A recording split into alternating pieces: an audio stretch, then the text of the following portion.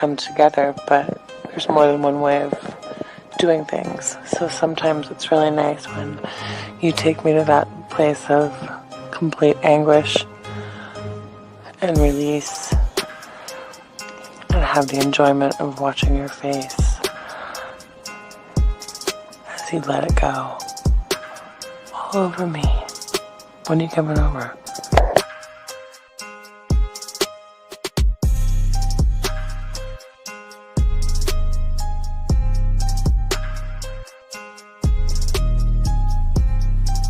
Hi gorgeous, it's your Sydney girl again. I have to say, listening to your last message got me so freaking wet that it's not funny. I listened to it over and over again a few times, and I could just picture it all happening. And in regards to your volume of come, the more the better. Bring it on. And in regards to where I like it, I'd like it anywhere you want, whichever hole you prefer.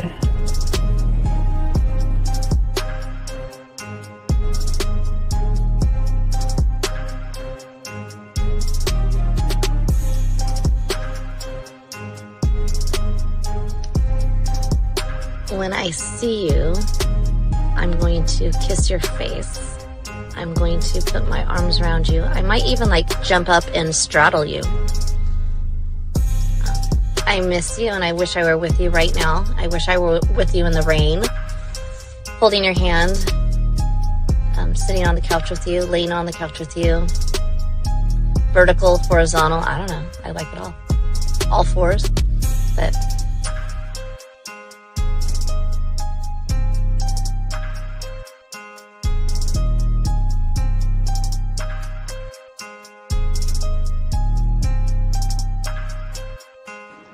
I mean, I can't really control it.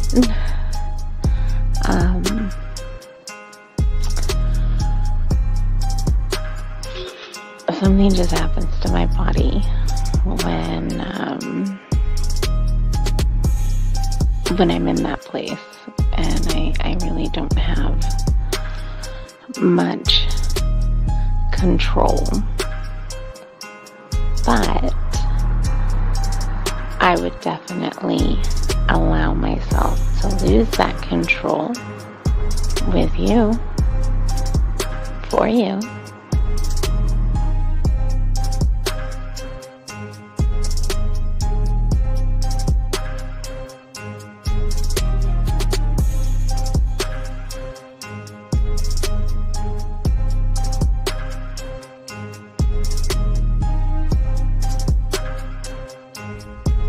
Good morning. This is your friend. No. This is your lover. And my day is starting. And I can hardly wait until we can be together again.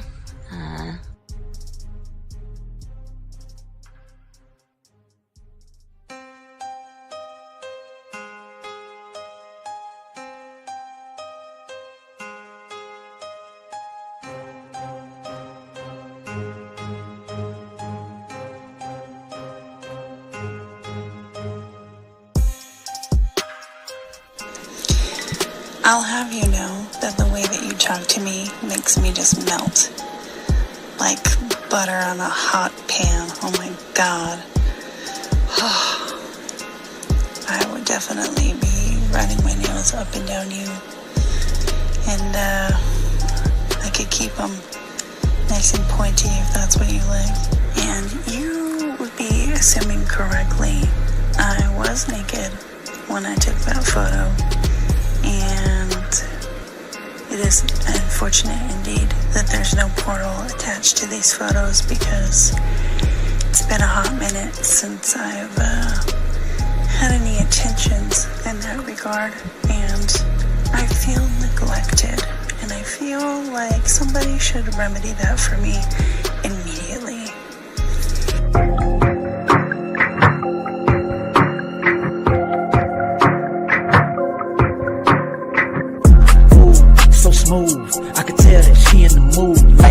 about my attitude, how I rock and the way I groove, yeah.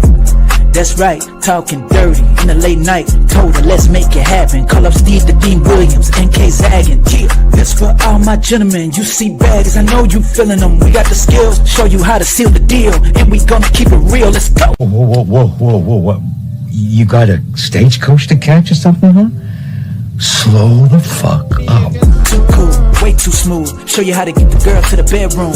Ain't no thing, that's what we do. Get her vibing in the mood. Hey, we got the sauce, it ain't a joke. Come check it out, you should take notes. You'll have her begging for more. Wet like the ocean, you rocking the boat. Hey, all of these brothers the flyers. Give you the game to get her excited. One of a kind, I know you will like it. Only the realest of men are invited. Yeah, that's true. Time to get her in the bedroom. Let's go. Bam, bam, bam, bam. All right. We're in. Yes, we are here. We're kicking it. Zag, what's going on, man? How you doing, man? How's my dog? Zag, I can't hear you, brother. I cannot hear you. Can you hear me now? Oh my God. Wait. Excuse me. Can I speak to Carrie K. Zaggin? Hold on, wait a second. Hold on. Wait. Why you sound like you gotta say that again? What's going on, everybody? How y'all doing? Oh my God, guys, y'all hear that? Is that me? Oh my God, they're gonna get on you on Sunday, boy. Oh my God. Zach. Oh my God, Zach. Hey, Zach got his shit fixed. What? Hey, y'all hear that? I'm shocked. I'm like, who the fuck is this? What are we doing? Zach sounded like he finally got off the plantation. What? It was a long hike through the marsh and swamp. Oh my God. Well, we here. All right. Well, shout out to everybody. What's going on, man? It's your boy, the Dean. With my dog, Carrie K. Zaggin'. I don't want to be all in your face. Let me back up a little bit. Let me back off that mic. You know, sometimes I got to back off that mic, dog. We got to back off that mic, man. So what's going on, everybody? How y'all guys doing? Shout out to y'all guys. Hope y'all enjoyed the show. We got a good show for y'all today. We're going to be talking about do you deny your sexual desires because of fear? And Zach, you kind of watched the Cario show today, and that kind of tie. I want to kind of talk about that because that kind of ties in to what it was we're going to be talking about today. Do you notice that a lot of these young men? Well, damn, we have a call. Shit, let's get into this. Let's grab the calls. 216. What's your name and what's your question, sir? What's up, fellas? My name Mike. What's going on, Mike? How can we help you, brother? What's up? Yes, I had a quick question before y'all get into the show. Steve, there was a video that you did, and it was talking about a cop sticker where you could put it on your car, but it cut out. Could you talk about that? Oh no. I'm part of the 100. I'm part of the 100 Club. The 100 Club. What's that? Okay, so the 100 Club is all right for now. This is the game. So for melanin people, Now you see it all around you if you drive. Non-melanin people have this, but for melanin people, I would always suggest that because when you're driving, sometimes you get profiled, right, by the police because you're black while driving, right? But when you see that sticker behind your car, when he sees the sticker, like, you know, they'll probably see you from the side and probably drive and follow you. But when they see that sticker, they'll leave you alone. Or because I got a heavy foot, I've been pulled over a lot of times and I've got thank yous and warnings. They don't. Oh, because the 100 Club, it's 100club.org, but I'm a lifetime member. So what I do is I donate to the falling firefighters and police officers. So when you donate like that, they give you a sticker, but that sticker tells everybody else that you're not a threat. You know what I mean? Not to say you're a threat, but I'm just saying that's part of the game, some game I learned. So I have that on my car, put that on my kids' car, all that. So yeah. So it's called the 100club.org, and it's just to prevent, not to say we're not gonna get profiled. We all get profiled in some kind of way, but the police see that, they leave you alone. Or if you're speeding and they pull you over, you're not gonna get a ticket. They'll just like, hey man, you're kind of going too fast, man. Right, I mean, they'll talk to you like, I mean, because they'll see that, you know what, you're not a threat. Not to say we're threats, Zach, you know what I mean? But it just no, it's like a wink and a nod. Hey man, good job. Wink and a nod saying, okay, so because I got friends that are firefighters and friends that are police officers. Hell, my old man used to be a police officer before he became a lawyer. So a lot of these officers are cool. A lot of them are cool, bro. I mean, it's a couple of them, but it's like with anything in life, you're gonna have people that are just not good people, right? So it could be teachers, it could be a garbage man, it could be a professor, it could be whoever, right? But I met, you know what's so funny, real quick? Let me just say this. Yeah, you got it, bro. For me, it's funny how I had way more problems with police when I was like 16, 17, 18, 19. When I got older, as I got into my latter 20s and 30s, they were super friendly. They've been super friendly to a motherfucker. So what I noticed, caller, is a lot of what I was experiencing, part of it was, officers that wasn't cool, but another part of it was I had this aggressive nature about me because of the perception of what I might get. Does that make sense? Right. Yeah. So I know that I got older, I'm like, what the fuck am I tripping for? I got a nice life. I live in a nice community. So I know when I calm my happy ass the fuck down, whole different thing. That's just my experience. I'm just saying. Okay, my thing is, I always, and I say this for all guys. I mean, even if you're not melanin, for any guy, it's just a way to be left alone. You know what I mean? Sometimes you just want to drive and be left alone and don't feel like you're always being profiled. So the game I learned game. It's part of the game. I learned it because people don't know. People see the stickers, but they don't even know what the sticker is. Because sometimes stickers like even in like the Illuminati, they have the sticker on there. Some people have different stickers for people that you don't know. But sometimes you'll see the 100 Club sticker, and you won't even know what it's for. You won't even know what it's for. But I'm just saying they know. That's all that matters to me. Right. There you go. Yeah. That's what it's for. Okay, buddy. Yeah, I appreciate it.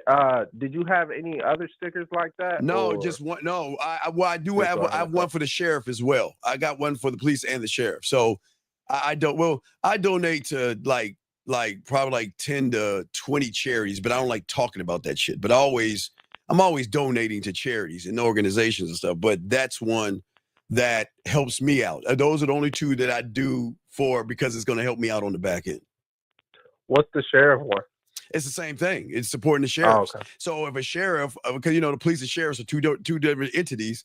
So the sheriff's the same thing. If the sheriff, the police department and the county. So you got the city police like HPD, and then the sheriffs, which is the county.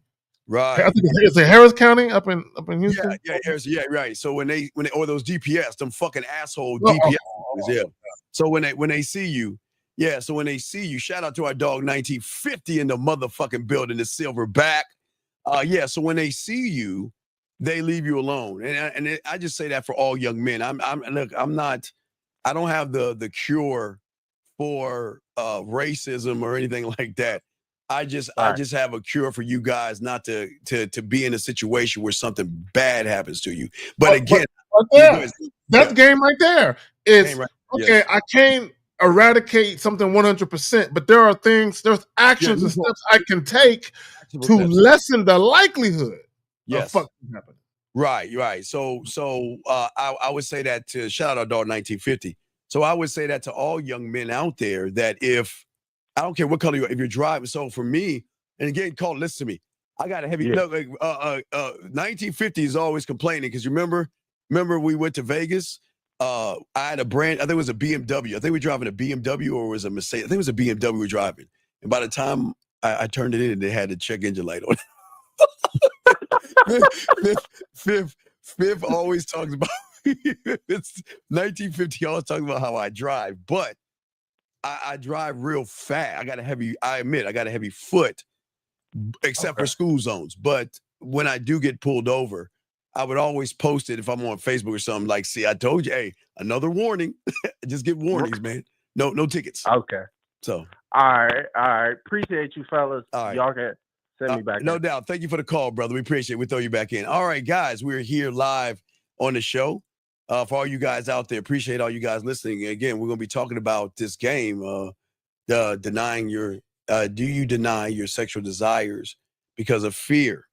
And Zach, let's talk. Zach, I was saying to you, let's talk about a little bit about that because on Lucario's show earlier today, if you notice, even a 19-year-old or a lot of these guys, they don't ask for what they want.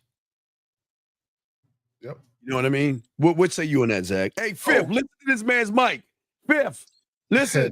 This nigga about to start something. Fifth, listen. This nigga.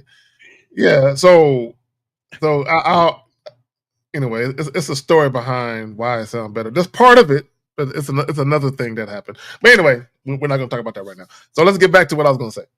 So no, what happens is a lot of guys, they want something, but they're so scared of what's being said publicly about how creepy they are for being men and desiring sex. And this is what guys have to understand. Women understand that desiring sex is perfectly natural. They desire it too. Yes. The problem with a lot of you guys, it's not that you desire it. And it's not that you convey to women that you desire it, whether verbally or non-verbally. It's the way that you go about it. It's almost as if a lot of you guys, you just be nice to women and you hope through osmosis that you being nice to women equates to a sexual romp. And it don't work that way. So what happens is a lot of guys, you'll be nice to a chick, and when she flake you or ghost you or just, isn't as respondent as she once was, you feel some type of way. You get frustrated. And then what happens is, Steve, sometimes they'll just get mad and say, well, how about we just fuck then? Is that what you want me to say? Like shit like that. I've heard of guys doing that. And what it is you're projecting your fears onto the woman because you don't know how to actually convey yourself in a confident manner. And you don't believe that you're the type of guy a woman would want to have a nice sexual experience with. Steve, I'm going to pass it to you. And this is why you say, why should a woman fuck you? Why would a woman want to fuck you? And they can't answer that. And the reason why you can't answer that is because women don't want to fuck you. Right. And that's what I'm saying. Listen, gentlemen, we're not here to shame you for what you want. Okay. That's not what we're here to do. We're here just to open your eyes up to show you there's another way. And if you learn there's another way to put you in a prime position for them, Zag, to want you, that's what we're saying. There's a different way, gentlemen. And I've always talked about reality, Zag. I know their concept of the world that they're in right now is that boy has to chase after fucking woman. You know what I mean? Boy chases after girl, man chases after woman. But we're saying that there's another coin to that most people don't know. Listen, it's very, very, very rare that you'll hear shows that try to teach you about your value and worth. Now, this is a sex show, so we're talking about the value of your your dick, and the value of what you can do in the bedroom that can put you in such a position that you're turning pussy down, Zach. That's what they don't understand. You're turning women down. And I know, again, they think that you have to have money to do that, clothes, status, and all that other stuff. No, not at all. We are trying to show you a different perspective, Zach. You got it, my brother. No, so we got a video we're going to show you guys. And for all you ladies and gentlemen watching, feel free to call in. Call-in number is right there, 833-859-8744. 833-859-8744. Call in if you have a question. Put a Q in the chat, followed by your question. Also, feel free to donate. It's okay. It's not required, but it is appreciated. Now, when we talk about do you deny your sexual desires because of fear? Steve, I actually had a young man that I spoke with recently that I mentor. Yes, sir. And he was on a date with this young lady. And this young lady, she said that this young lady told him exactly this. She said, I can't stand when guys ask me what do I want in a guy, and then when I tell them, they try and be that thing just so they can get me in bed. Oh yeah, that's bad. This is what she said. So what a lot of guys don't understand, even with that, you're showing that you fear, right? So instead of you just letting her know, look, man, that ass is fat as fuck. Look, I gotta be honest with you. I just want to get you naked and just smack the fuck out your ass while I'm fucking you, right? Instead of just being honest with that, you try and backdoor the pussy as if you like her, and as if you are trying to date her. And guys don't understand that your energy oftentimes is very friendly, very platonic, almost as if, man, you're kind of cool. We should get to know each other and date. And you might not be saying that, but your actions and your energy is conveying that. And that's because of your fear. You're denying your sexual desires because you fear rejection. You fear the woman being upset. You fear the woman being offended by what you're saying. Yes, sir. No. We got guys. If y'all got a question, we'll answer. Put a Q, gentlemen, and ask your question. There are no dumb questions. James, we're about to answer this for you guys. Lines are open. Call in. So James says, how do I deny my desires to mate with every woman due to the fear of others' judgments? Zach, you can go first, and we got to break this down because this is very important for you. It's a great question, James. Very good question. A woman due to the fear. So if you're the type of person, and see, James, what you're asking, there's a slippery slope when you start talking about sexual suppression and sexual repression. God damn, Zach. There's a difference between sexual suppression and sexual repression. Sexual suppression is when you have urges, but you fight them. You fight them. A lot of guys, how a lot of guys fight their urges is they'll just watch porn and jack off. And that'll take the kind of the edge off. Like, I just won't go talk to a woman now because I already got my nut. Right? So that's how they cope with denying their sexual desire, because they really want to be with a woman. They want a woman to help them bust that nut. They want a woman to touch them. All of this. But because they're so scared of the outcome of not being desired, they'll just stay home, jack off where it's safe. Now, now that's sexual suppression. Sexual repression is where you feel shame. Can you put this question back up? Yes, sir. Yes, sir. Yes, sir. Okay, so he says, do I deny my desires to mate with every woman due to fear of others? Yes. So sexual repression is where whenever you think about sex, part of you likes the way you feel thinking about it, and you the curiosity and all of that is there, but there's a shame. Oh, I might go to hell and these fucking soul ties and all this other goofy shit that people talk about. So sometimes there's shame with you thinking about being pleasured from an act that's supposed to be. Yeah, I know you do, James. Thank you. I know you do. A lot of guys do, and a lot of it is because of your upbringing. If you came up in a religious household or something like that, that might be the case. Go ahead. Well, James. Okay, so James, let's look at this for a second. Okay, so all right, James. There's nothing wrong with your desires to mate.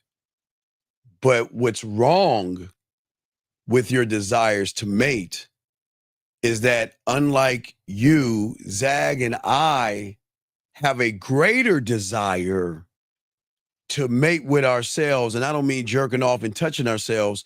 We have a greater desire to evolve ourselves. We have a greater desire to create an atmosphere to any woman out there that's lucky enough to be with us to realize what a real man is. So I understand your desire, and that's fine.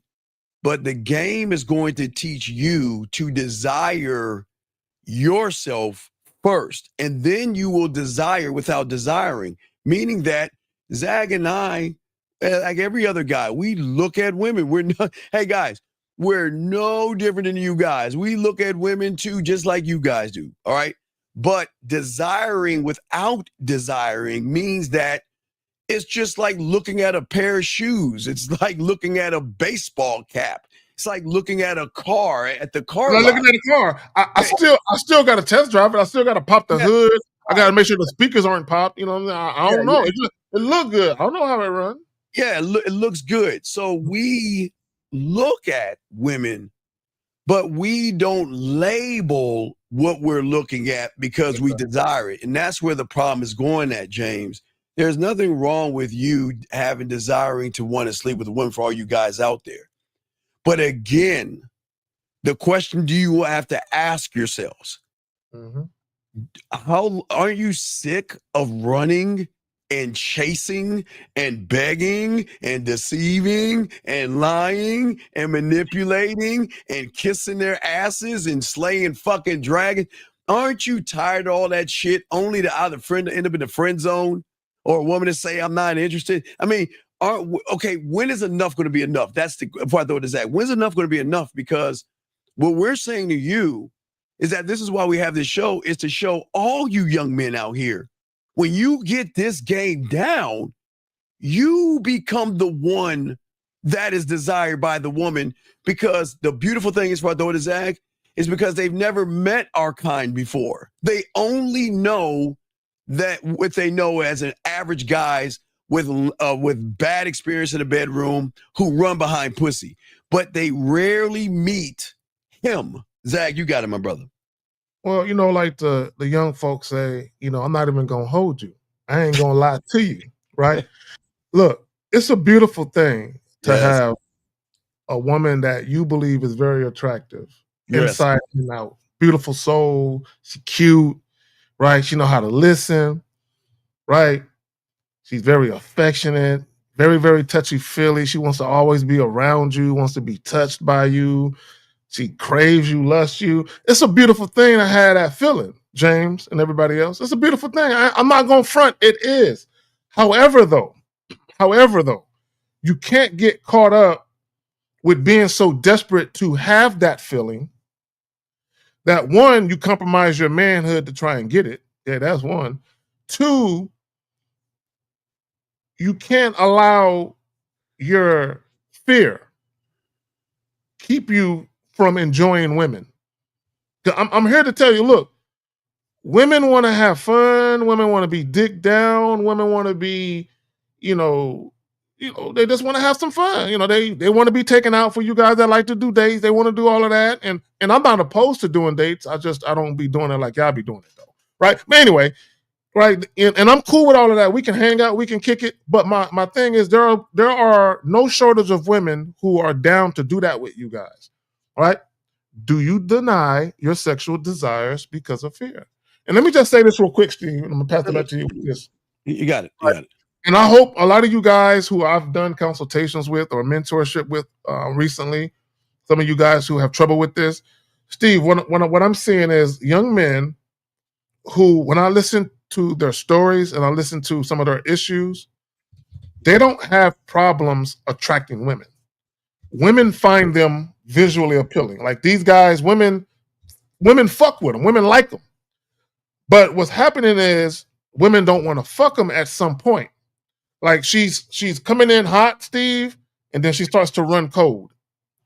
And what happens is, and I tell these guys, I said, bro, the way that you're acting, she's looking at you like you're scared. Like, Steve, I can't remember if it was one of the shows that me and you did, or if it was me and Miles on the Manhood and Skill Set show every Saturday, 11 o'clock a.m. Central Standard Time, 12 noon, by the way. I don't recall which show it was, but there was a guy, or maybe it was a coaching call. I'll be getting my shit confused. But there was a guy, he went out with a young lady, Steve, and he didn't realize the young lady was sexually attracted to him. And I tell guys all the time, just because a woman is sexually attracted to you doesn't mean she's always going to make it obvious, right? So at some point at the end of the date, and he said because she was older, he wanted to respect her. Well, she's older, so I want to respect her. I'm like, she's still a woman. She still wants some dick. Yeah. Right? So at the end of the day, when he got to say goodbye, I guess they were talking about something that someone had eaten. And she said, Yeah, I wish I would have been getting eaten by the end of the night. Almost as if to say, nigga, I want to fuck. Right? So my point is because guys fear their, because they have fear when it comes to their sexual desires.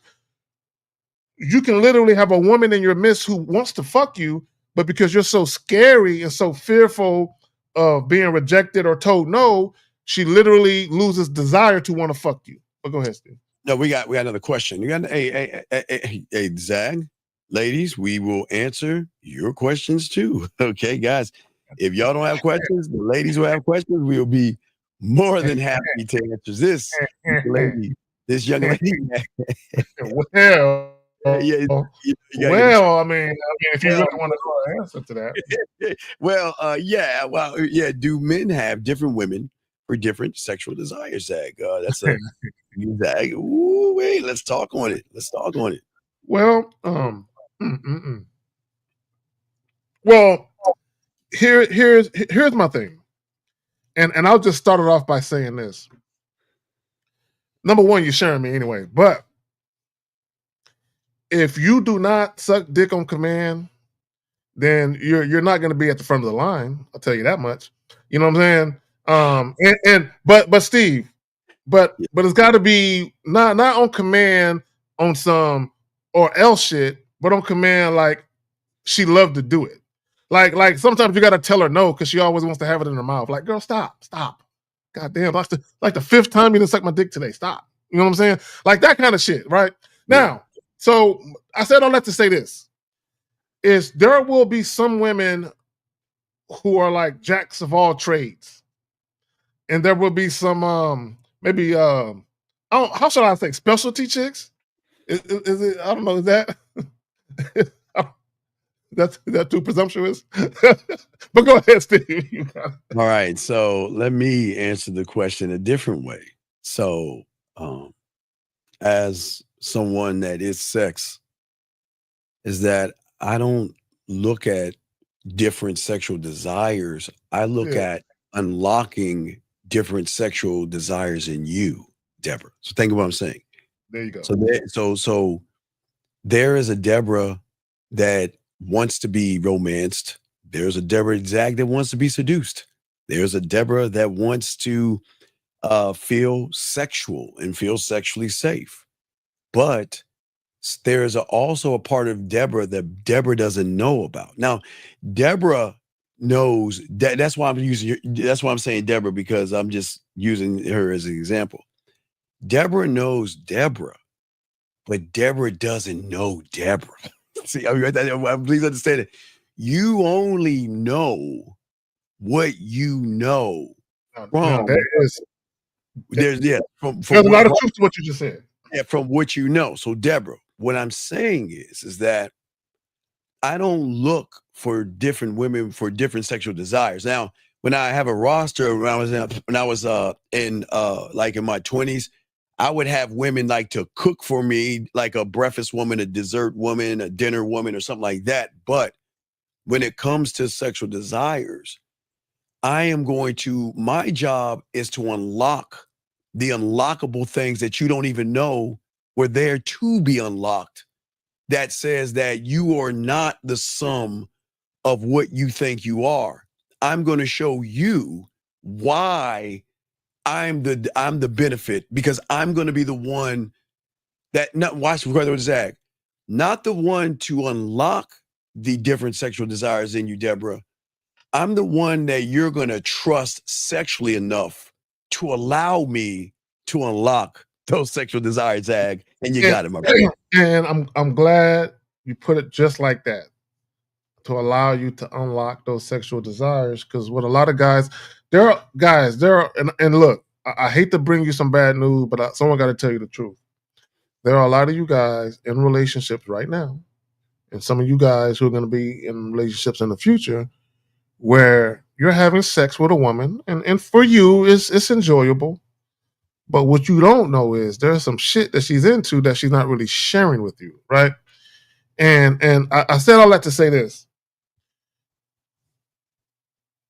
Even when it comes to having sex, there are certain guys that women will share things with. A woman might share things with a side dude that she wouldn't share with her husband. Y'all don't want to talk about that shit. Yeah, Steve, real quick.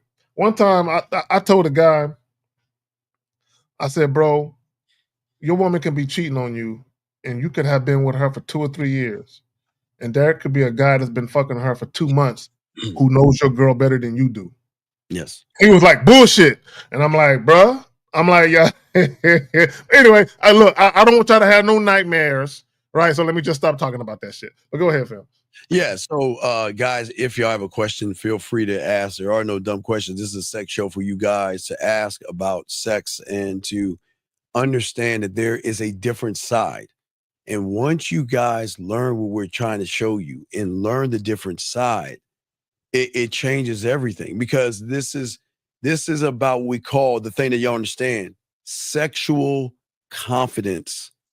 And the root of sexual confidence, or at ground zero, Zag, is sexual experience.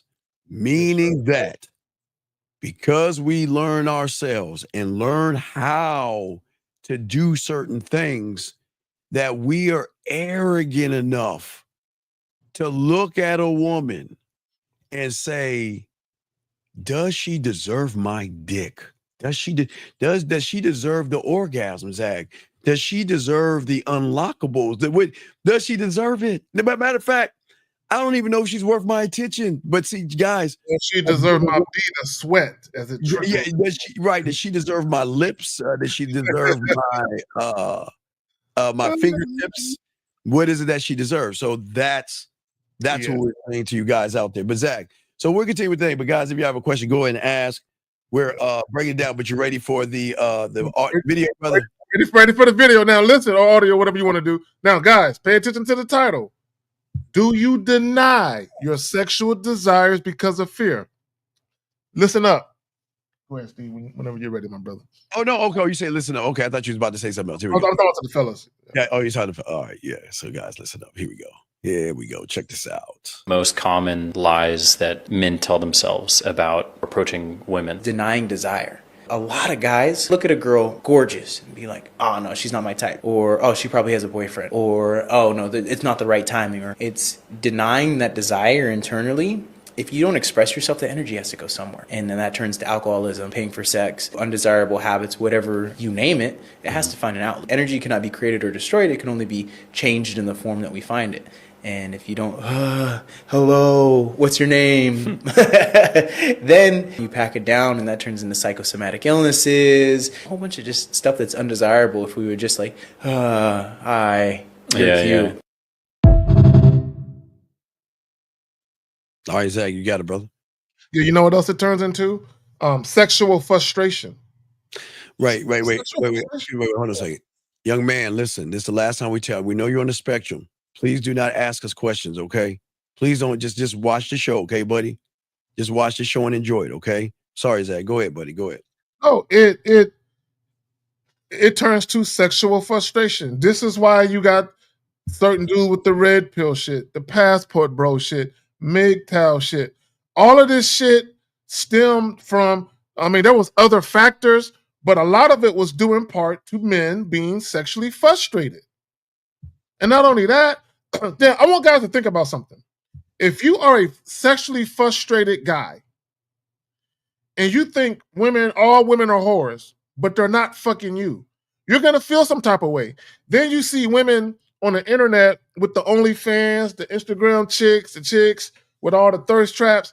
And for a lot of you guys, it angers you to see women parade around in such a promiscuous fashion because you can't even get no ass. And that sexual frustration. This is why guys, on one hand, they'll complain about a woman's body count, but they still want to fuck. Let's think about that. You will complain about women's promiscuous nature, but you still want to fuck them. And the reason why you want to fuck them is because you're a man and you want to fuck. But go ahead, man. Yeah, so I think for many guys out there, there's nothing, gentlemen. Okay, so we got to take moments and look at how things are. Okay. Well, no. Wait, James, listen. We'll get you in 1 second, James. Let's grab this call real quick. But James, we'll get to your comment in a second. Area code 205, sir. What's your name, sir, and how can we help you, buddy? Yes, sir. Stefan Birmingham. How y'all doing tonight? What's going on, sir? How can we help you, brother? What's going on? Yes, sir. So just to this topic, yes, wouldn't it create issues in the relationship if you're not that guy that can bring that side of her out? Like, wouldn't that lead to me having more issues if I'm not the guy that can give her the feeling? Okay. And so what I mean is that, go ahead. Good. So this is how I'll answer your question. Regardless of what women say publicly, if you're dealing with a woman who has a healthy libido, she has a healthy active sex drive. If you cannot please her sexually, she might get into the relationship with you because there's other things you're providing that matter to her, right? And at first, she might try to cope with the fact that you can't fuck. She might try to give you instructions. She might introduce toys and try and spice it up, right? To try and help you along. But at some point, she might say, I care about this man, but I'm not being pleased. So yeah, she might fuck around and get something on the side. Now, caller, it's very important. I got to make sure, because Zag's right, but I got to make sure y'all understand what Zag is saying. Y'all think sexually pleasing is poking a hole. That's where the problem comes at. Sexually pleasing. Drop that game. You got to drop that. Right. So sexually pleasing a woman is not me poking at her. It's me understanding her and me taking time and me not rushing and me, remember, being attentive. Right. Being very attentive. Oh, you motherfucking right. So if you think about women, because of those guys before us, they have walls. Hold on. When you say attentive, are we talking about from hello to the time we get ready to get in position to fuck? No. I'm not talking about the penetration. See, that's where. Okay. I'm saying, are you talking about in the moment? No. Before no. What I'm saying is that we've got to stop looking at women and think the way we look at women. We can't expect them to look at. They don't look at us that way. They don't look at our bodies and everything like that. They're not complex, but they are to a lot of guys who don't understand this game. So what I'm saying is that a woman needs to feel what we call. There's 3 levels of trust. There's got to be trust where she trusts Carrie K. Zaggin. Okay, so that means she trusts him to go places with him.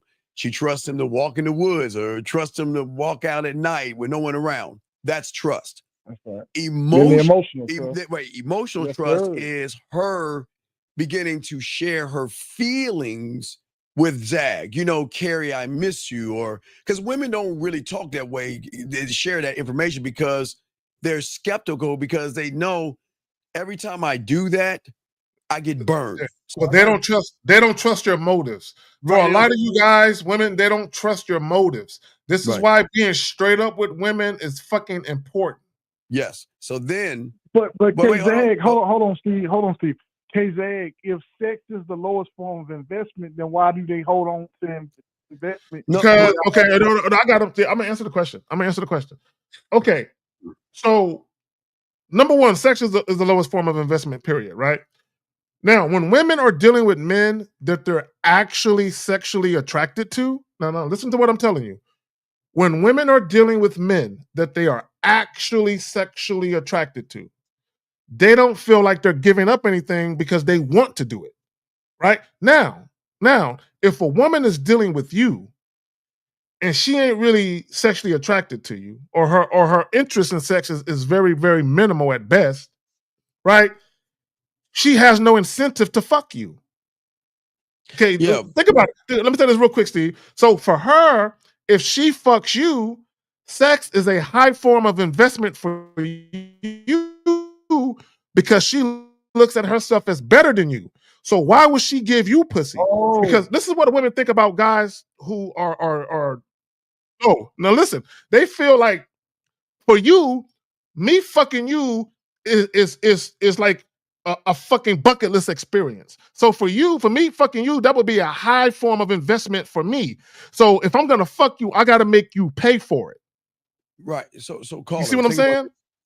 Yeah, call it. Yes, You ask why if it's the lowest form, but why do they hold it out?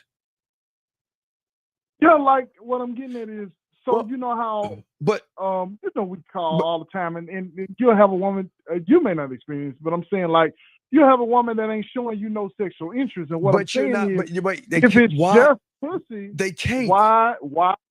They can't show you sexual interest when you're not sexually interesting. That y'all can't. No, I get that. You can't ask. But I'm saying it don't mean nothing. No, to but you're not looking at what sex is to a fucking woman. You're looking at it through the listen. You're looking at it through the lens of a guy. You think it's physical. It's not. It's not. That is not first. That might come second. But what comes first is got to be that connection. That's what's important. Oh, of the trust. But also, Steve, but another caller, what you call? No. Go ahead. I'm sorry.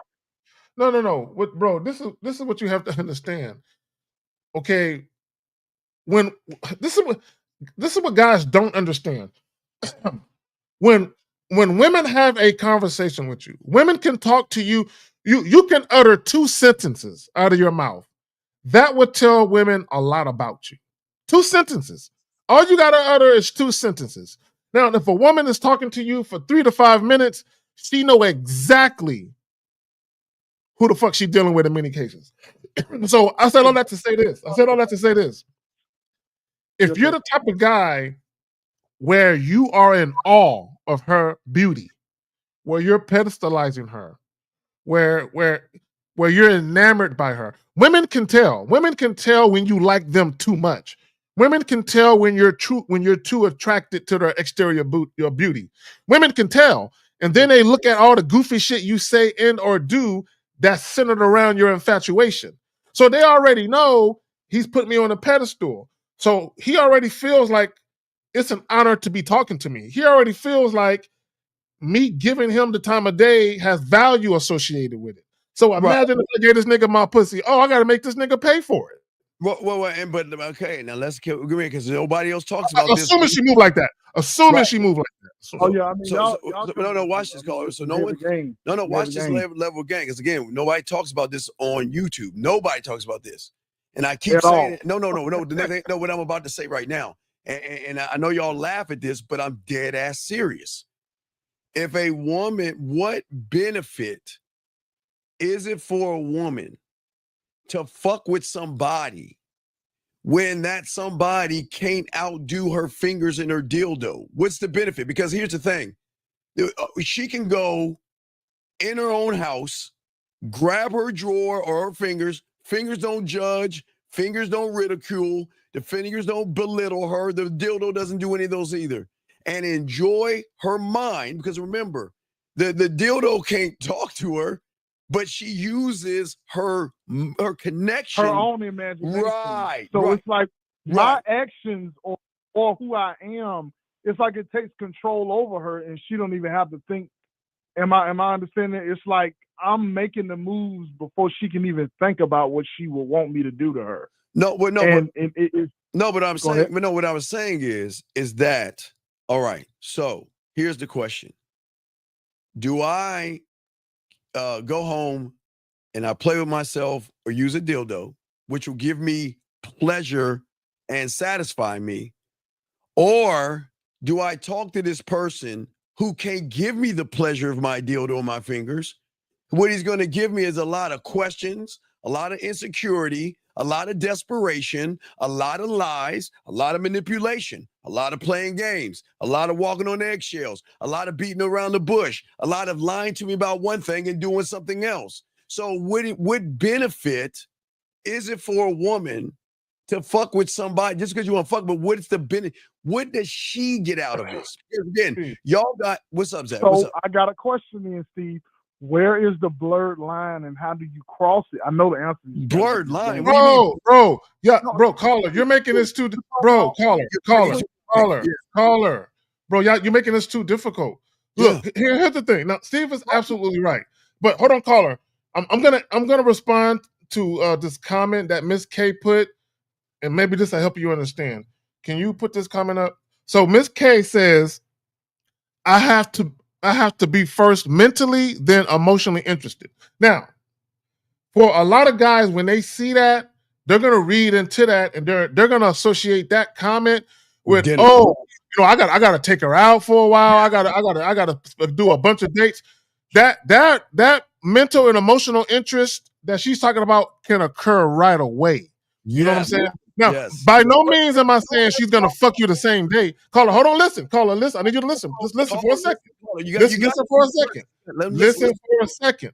By no means am I telling you she's gonna fuck you the same night. But women know right away if there's a connection. They know. For some guy, now it doesn't mean they won't deal with you if there's not a connection right away. It doesn't mean they won't deal with you. But there's gonna be some other guys they meet where the connection happens way quicker. Right. And okay, what's your question, buddy? Well, go ahead. You got it now. We got you, Alabama. You got you. You good. We got. There's a line between. All right, now Steve, you know this is Zach. You know this. There has to be a line between going from emotional trust to sexual trust. So what I'm saying is, where does that line get crossed? Is it within the 5-minute period? No. Right. Okay, you remember. Okay, remember. Wait, caller. Do we need to kick the women out for this one, or do you want them in to hear this? Oh no! Look, let's shoot it straight, or we can go get some coffee. Let them get a little coffee. Yeah, a little coffee. Well, no. It's a sex show. We got to be more whipped creams, chocolates, and things that we're gonna put on their body. So, ladies, can y'all check in the refrigerator or in the kitchen? I think Zach and I bought you those whipped creams and chocolates that you want us to put on your body when you play with your pussy. So, can y'all go check in the kitchen real quick while we have this conversation? Thank you. Now, caller, listen to me. Listen to me real quick while they go check for us. Listen, caller. This is what I'm saying to you. You don't understand. Women not only have emotional perfect pitch where they can recognize the fears and anxieties, but they have sexual perfect pitch as well, meaning that they can recognize a person that is bad in bed. Now, remember, if they're emotional, okay, remember, we always said this. I've saying this since the 90s. Zach's been saying it in his own way. The way you are outside the bedroom is the way she's going to see you in the bedroom, right? If she sees that you have anxiety, fears, thirst, and desperation, she knows there is nothing that she's going to get out of the experience unless the loophole is that she wants to fuck you. Other than that, nothing else. Now, with us, she recognizes experience because she recognizes we're not running after her pussy. What throws her off, we're not running trying to fuck her. We're not like everybody else.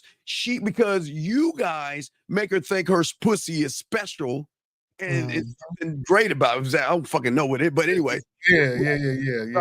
But what we're saying is that they recognize experience because the experienced ones don't make it about the pussy, brother.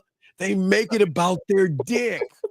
Let me add this. Let me add this. See, this is the thing that guys don't understand, and this is very simple. Women want dick. Women want dick. They don't, regardless of what women say, they still want to fuck and they want to have enjoyable sex. Now, here's the thing, caller. Here's the thing. When you approach women, whether it's a conscious and or subconscious or unconscious thought on behalf of the woman, when you very first approach women, you're being assessed for sexual desirability right now. You know what I'm saying? Right now as you're talking. So let me ask you a question. What's the quickest you've been turned down by a chick, or a chick basically told you she wasn't interested? What's the quickest? Just think about a time you approached a chick and she basically shooed you away. It was, man, I was at a store, man, and I ain't gonna lie, before I learned about y'all, but it hurt my feelings. But no. How long? Bad, but seconds, man. We talk about maybe. I ain't gonna lie, man. I was like, hey, you know, what's up? Can I get your number? Man, it was like a laugh and a no. Okay. Seconds. And I was okay, like, cool. So within that time frame, do you know what she decided? Oh, I don't want his dick. I don't want his dick. Now, this is important because I don't want guys to get it confused. She could have been a lesbian. There could have been a lot of reasons why she didn't want your dick, but she didn't want it, right? But she knew that quick she didn't want it. So if a woman is talking to you, do you think within 3 to 5 minutes of having a conversation with you, she would know whether or not her pussy wants to have a sample? Do you think she might know that? Oh, absolutely. So okay. So Carl, let me throw something, knock two birds out. So James is saying women were taught to present purity. Yes, you hear that, caller? So I want to read again. He says women were taught to present purity. Okay, caller? You want to know what a man would experience? Yeah, you want to know what a man would experience says to that statement right there? What did he say to her? Give a fuck what she presented to be. Give a fuck about that.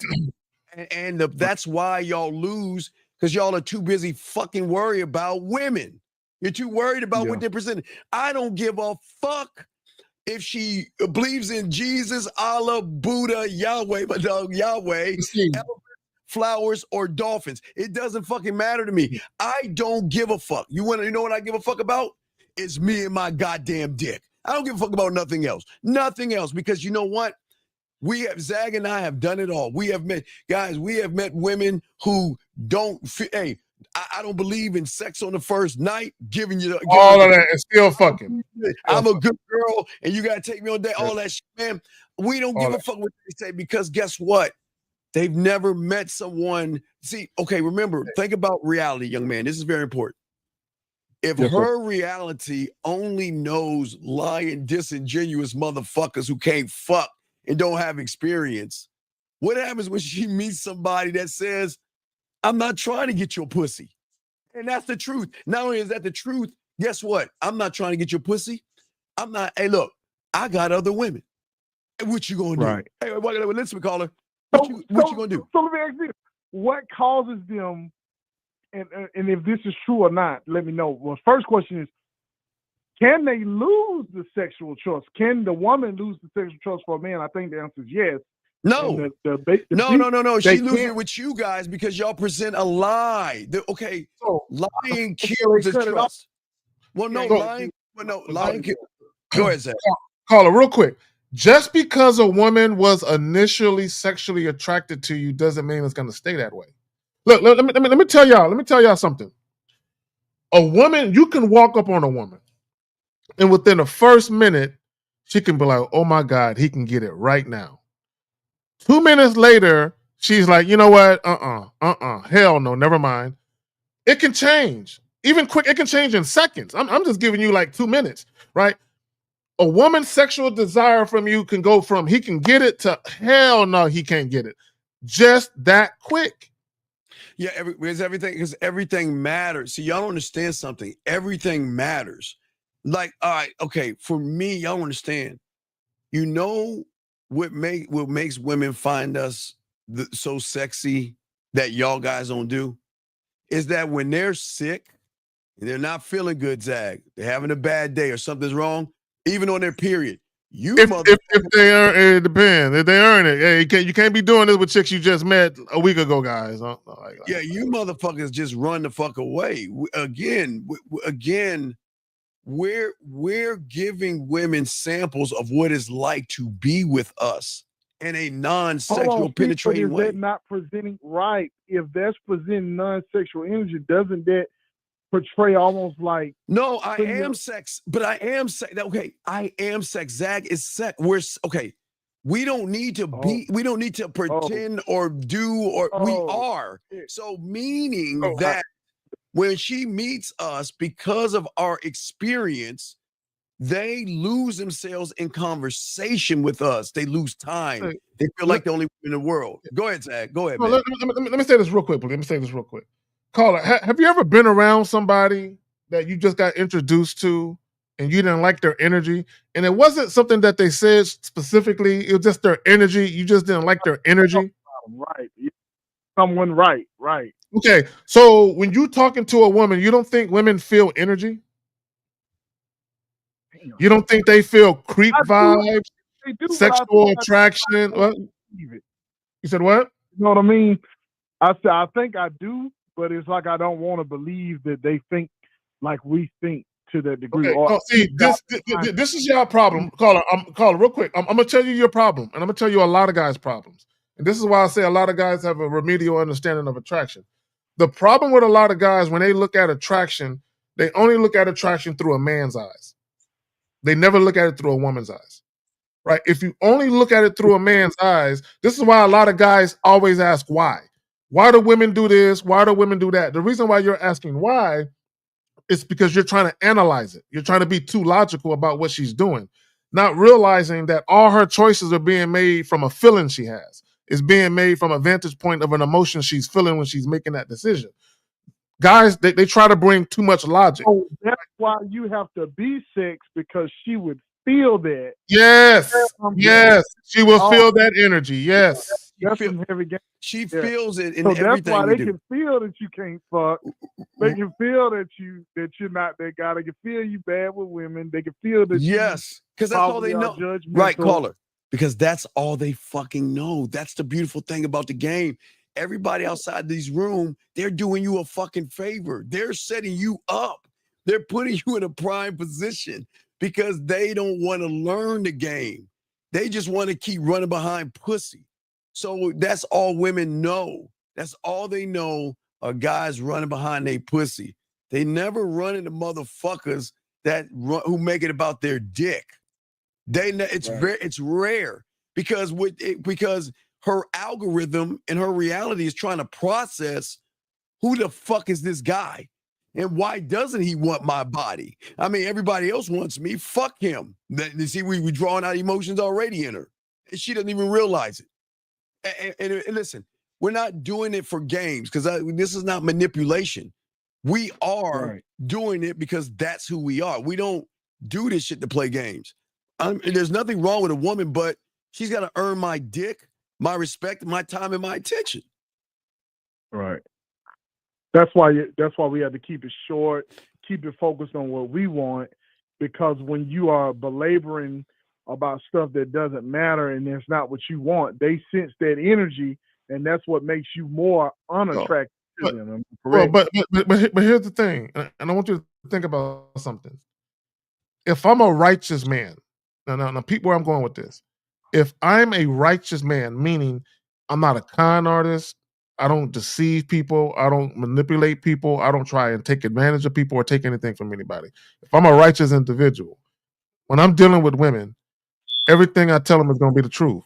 I'm not lying to them. I'm not trying to get anything from them that they don't want me to have. Yo, caller, look, check this out. I've told chicks when they was coming to the crib, it was like, no, we ain't having sex. Listen, girl, you ain't got to do nothing you don't want to do. Exactly. You see how I changed my voice? That's exactly how I changed it when I was on the phone. You ain't got to do nothing you don't want to do. But she'll get and they mad come over. Give it up. Right. She'll get exactly. Mad. But guess when they come over and they sit on the couch, why are you sitting way over there? Yeah, exactly. Right. That's true. That's true. Right. And man, I want to tell y'all, man, shout out to y'all, because I didn't even, man, it's so much I don't know. But it's like, cool you're here. Like said earlier, you're going to be learning for the rest of your life. We always say that you're never going to end learning. We know nothing. We learn every day. We grow every day. We evolve ourselves every day. And we create we're our own sexual amusement parks. We create brand new rides every day. Hey, for our pleasure. But the craziest thing is they're going to get pleasure out of it. But it's for we don't build for them. We build for ourselves. Because that's why. Because listen, it even just watching y'all, man, like it was so much stuff that I hated, quote unquote, my dad for, but essentially he was acting, he was showing the same thing, like he cared about himself. He put himself first, and I used to hate himself first. Why? Because I listen to my mom, but I'm watching y'all like, wait a minute. Yeah. My dad is gamed up. He care about himself. Check this out, caller, real quick. Real quick, my bestie. See, this is how I look at myself. Why wouldn't a woman want to hang out with me? I like hanging out with me. Like that. Like I swear to God, as God is my witness, I'm so sincere when I say that. There. Why wouldn't a woman want to hang out with me? I like hanging out with me. Hanging out with me too. I'm fun. But caller. But if she doesn't want to hang out with us, we don't run behind them. We don't beg them back. My thing is this: look. If you don't like it here, please find what you're looking for. And that fucks them up because what are they used to? Please come back. I'm sorry. I want to work it out. Let me tell you something. If you don't want to be here, then there's the door. And I'm not even mad about it. Zach, you know how cold we are in the game, Carl? Let me tell you something. Because this is what fucks women up. If you look at the news and you watch YouTubes, you'll see a lot of women have been unfortunately buried, quote unquote, in the forest by emotional ass people that can't let them go. Right? It's rampant. It's been going. It's crazy. It's getting even worse and worse. But they can't understand the process. What you're so easy to let me go? I mean, I thought we had some, but no. We had something while you were here. But if you want to be there, we don't have anything. And I wish you the best. Hey, Zach, because you know you that motherfucker. This is how cold we are. Please try to find another one of me or another one of I'm calling. This is the fucked up thing. They'll never find a one of one. They'll never be able to place Kerry K. Zagan because he's the only Kerry K. Zagan in the world. I'm the only Steve. The problem is you are a subtotal of everybody. That's the problem, Zach. You got it, man. No, I'm like a corporation. You know, once you leave, your badge card don't work no more. You can't get back into the building. Right. You just can't come and go as you wish in this motherfucker. You can't come and go, but if you want to go, they say when you gone, stay gone. What was that in Pulp Fiction? When you gone, stay gone. But they don't go. They come. Caller, listen. I keep telling you right here, caller. I tell you because I'm not ashamed of it because I'm that motherfucker. I'm so cold in the motherfucking game with sex that when I meet a woman, I create the end game while we're starting out. Listen, do you hear what the fuck I'm saying? I create the end game when she goes away, runs away, because guess what? Some women are going to run away. Some women can't handle giving up control. And some women can't handle giving up their fucking feelings. So they're going to go away. So you know what?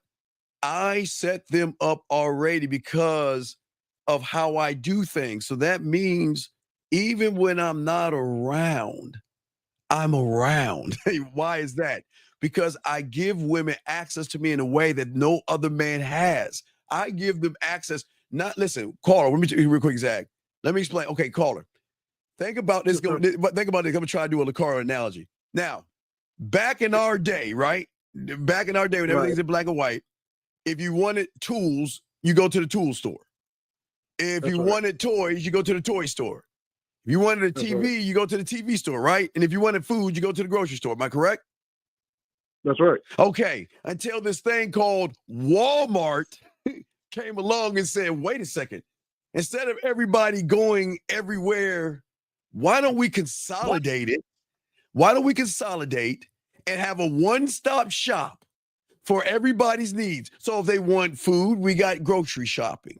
If they want electronics, we got electronics. If they want dog food, auto mechanic, housing supplies, clothes, underwear, and socks, and fucking Hobby Lobby type shit. You see what I'm saying? And right. So what Zach and I are doing is that we create in her environment a world that she can always have. Okay, when she's sad, I create a world that she can have access to me when she's sad because she have click on the audio, watch a video when she's sad. I don't need to be around when she's happy. Zach and I don't need to be around to be around because we're always going to be around, and that's what they don't even know. They don't even know. They have no idea. Go ahead, Zach. You got it, brother.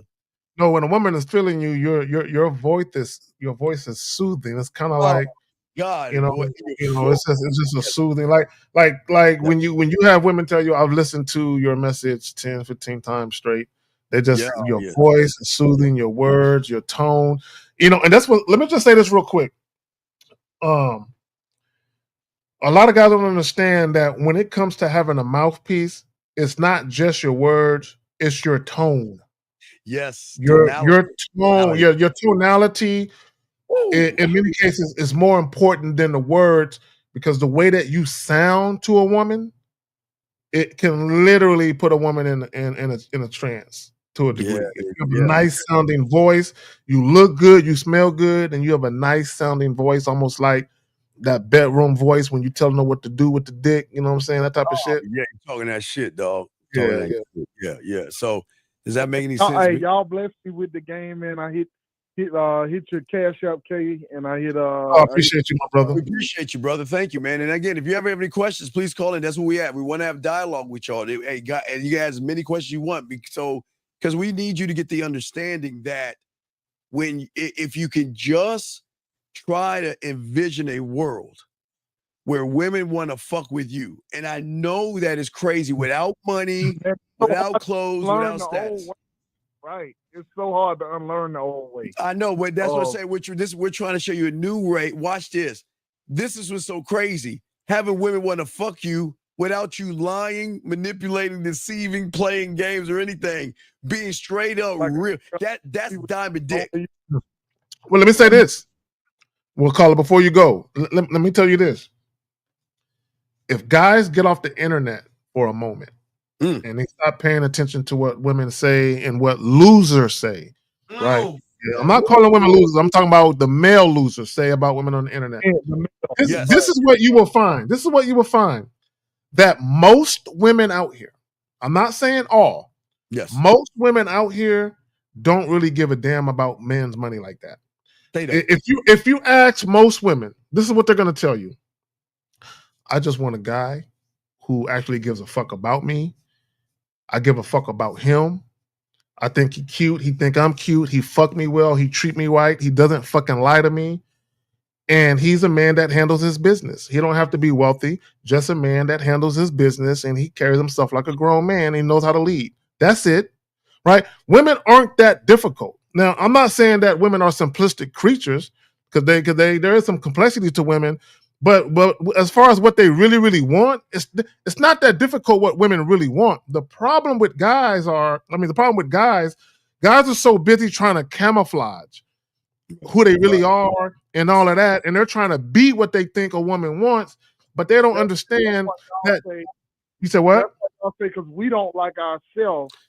And that's why you saying, hey, they're sensing that energy that you don't even like yourself. Absolutely. So that's why you're trying to camouflage. Well, how can you ask for a woman to give you some pussy when you don't know how to handle the pussy? And I'm not talking about the size of your dick. I'm talking about handling. Right, she's a woman, but the beautiful thing about us is that they don't even know.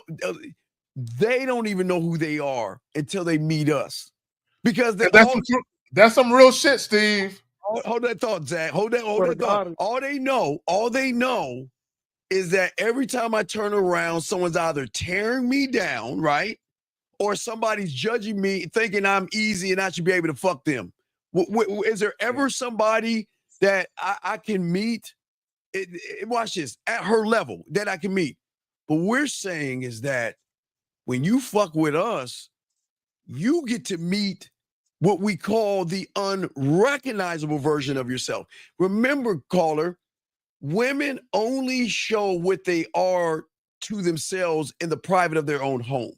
When they go outside the world, they've got to pretend to be, what society wants. The looking glass self, as they say in psychology, right? Well, I guess that's what we call it. So, real quick. Okay, go ahead. I don't want you to lose your thought. Go ahead, Zach. I don't want you to lose your thought. Go ahead. No, I'll wait. Go ahead.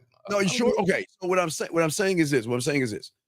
I'm saying is the reason why we have diamond dick and we laugh is because we meet them. They don't know what the fuck they're in for. They don't know that Zag, myself, Biff, Miles, Lucario, Dre, Rosebud, and motherfucker Bossback, they don't know, even if we don't work out, we're going to leave them better off than what they were. They don't even know. They don't know that we're going to lace them up so well that even if we don't work out, they're going to have two things. They're finally going to learn what love is because they're going to finally meet someone who loves themselves. But then they're going to have this thing called a fucking standard. And guess who the standard is going to be? Zach, you got it, brother. Well, not only that, but they're like, he didn't get mad at because all. I was talking to other guys. He never said anything to me. Right. When I told him, when I told him that, look, I've enjoyed you, but there's another guy who wants to take me seriously, and I want to explore that. He wished me well. He patted me on my ass, kissed me on my forehead, and told me good luck. Hey, you have my number if it don't work out. And she's like, I've never had a fucking guy who doesn't give a fuck, right? So in her mind, she's like, he doesn't give a fuck, but he gives a fuck at the same time. Okay, let me explain what I mean. I don't want to confuse you.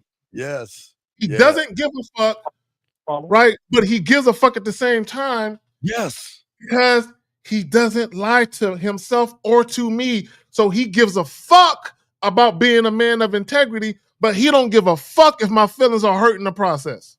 But right, but we also but Carl, listen, also what they don't know and what gives us the advantage over everybody else is that Zag and I are very attentive lovers. Yes. And listeners. You have to be an attentive listener. Yeah. Right. And what we're saying is that I caller, I don't just listen, motherfucker. I listen. Okay. So let me give the first hold on, wait, hold on. First lady up. Hold on. I'm gonna grab first lady up. Hold on. Dana, hold on, listen, caller. Hold your thought. Miss Sand. I'm gonna use Dana Sand. Let's say she was fucking with me because I don't fuck with them, then she fucking with me. And she's like, oh, Steve, I had such a long day. Right? Okay, let's just say that, right? It can be a year, Zag. It can be 6 months. It can be 3 years. When I hear this, I already know how to fucking solve it. I already know what to do. And what's gonna fuck her up is like, I've never been around anyone who actually listens to what I've got to say. See, most guys listen to fuck. We don't do that to fuck. We show them why they should fuck us because of how we live. We listen to their body. There's things to listen to. Her body, her moans, her breathing, her emotions. All those things are different things to listen to that draws them into us because we pay attention. Zag, you got it, my brother. And thank you, Miss Sam, for me using you. You bring up Deborah Wynn at 812. And I'm going to respond to what you said, Steve, but I'm going to tie it into what she said. All right. And don't worry, I got Deborah Wynn. No, I got Deborah. I know. I just told him I got his thing. Let's see, 812, Deborah, 812. Right Deborah here. Wynn. Okay, yeah, because I was talking about how I wasn't calling. I said when it comes to what women truly want, it's very simplistic, but women aren't simplistic. There's actually complexities and nuances to women. So when you was talking about what you were just talking about just now, and what she's saying, right, like being called a complex creature. See, women have the ability to reason and logic just like men do. The fundamental difference between most women and men is women just operate more on their emotions typically than men do. So when I talk about women being when I talk about complexities in women, I'm talking about all the different emotions they go through. You know what I'm saying? All the different. A lot of guys don't know how to navigate dealing with women and their emotions. They don't know how to navigate it, and what guys try and do, they try and be everything for the woman. They try and hit on everything that she wants, desires, and needs, right? Thinking that, I got to do these things to win her over and to keep her in pocket. And sometimes you have to tell women no. Sometimes you have to provide instructions for women, right? Because you got to rein in their chaos and bring order to their chaotic world. So I like to say this, Steve, appealing to a woman's feminine sensibilities. Yes. Right? Yeah, yes. Because women have all these little concerns and worries. And the fact that they got to share you, they're definitely going to have some concerns and worries. So when it comes to mitigating a woman's emotions, you got to appeal to her sensibilities, but not in a simpish way or a way where you're following a woman, but where you understand that you are dealing with an emotional creature and you have to understand how to navigate that, because if you don't have any type of leadership or structure to it, you can fuck it up. Caller, let me ask you a question. A guy said it has a text message right here, and I want to show you what the difference is. The woman says, "You want me to." That's the text message. What are you going to say to that message? So you want me to? Shit, I mean, Steve, you know, I need a little No. context. No. This is what I'm talking about. This is, hey, gentlemen, we're trying to show you when you're the guy and you know how to fuck. There is nothing a woman can say that you can't flip and put it to your advantage. So just try. I'm just giving you a prime example. The woman is saying, you want me to. That's the guy's asking the question because he got a text message from a woman, but he won't tell us what he said, but it doesn't matter. She says, you want me to. So she says, you want me to. So what are you going to say to her? What would your reply be? Not only do I want you to, I am, oh shit. Nah, see, now you're trying to be poetic, and see, that's where you're going to stumble, because that's not Right, you. I was trying to build it. You can't. Right. You can't. So I'll throw it, and Zach, I'll let Zach go first, and I'll go second, but listen to the difference by what we say. Zach, she said. Wait, give me the setup. Okay, go ahead. Well, the woman, no, we don't know. He didn't post what he said to her. I'll go first, Zach. Okay. If a woman sends me, you want me to? No, I don't want you to do anything that you don't want to do, because I'm not here to force you, manipulate you, or want you to do something. I don't want you to want me. I am here to be a need. I'm here to all three trusts in one. You one motherfucking right. You motherfucking right, because I don't want you to do a motherfucking thing. I want covered all three of her trust levels in that one. You motherfucking right, motherfucker. That's the game. That's what I'm saying. What I'm saying is, when you're the guy, there is nothing a woman can say to myself and Zag that we can't flip it, a Zag, and warm their fucking hearts and be like, oh, Zag, you got it though, Zag. Yeah, I don't be like to you. So if a woman says, so you want me to? Baby girl, I don't want anything from you. Exactly. All I'm here to do is provide a service. Because I'm not on the receiving end, I'm the giver. Exactly. Women are receivers, men are givers. So if a woman is the receiver, why would I want something from her? Right. You see what I'm saying? So caller. So let's say I got her playing with her pussy. You don't think I ain't gonna remember this fucking line right here? Why I get her to play with her pussy? Oh, wait. Let me get this straight. Who the fuck do you think you are asking me, do I want, when you know you need this dick right now? Tell me whose dick this is. See how I did that? I can take that. And then watch this. She like, oh, he listened. No, wait, right. Now, let's see. I'm face to face with her, right? Right.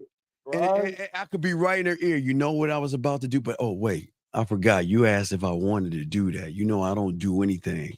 You got to tell me you need this. Show me how bad you need this, because I don't want anything that you don't want. And I don't want anything. You see what I'm saying?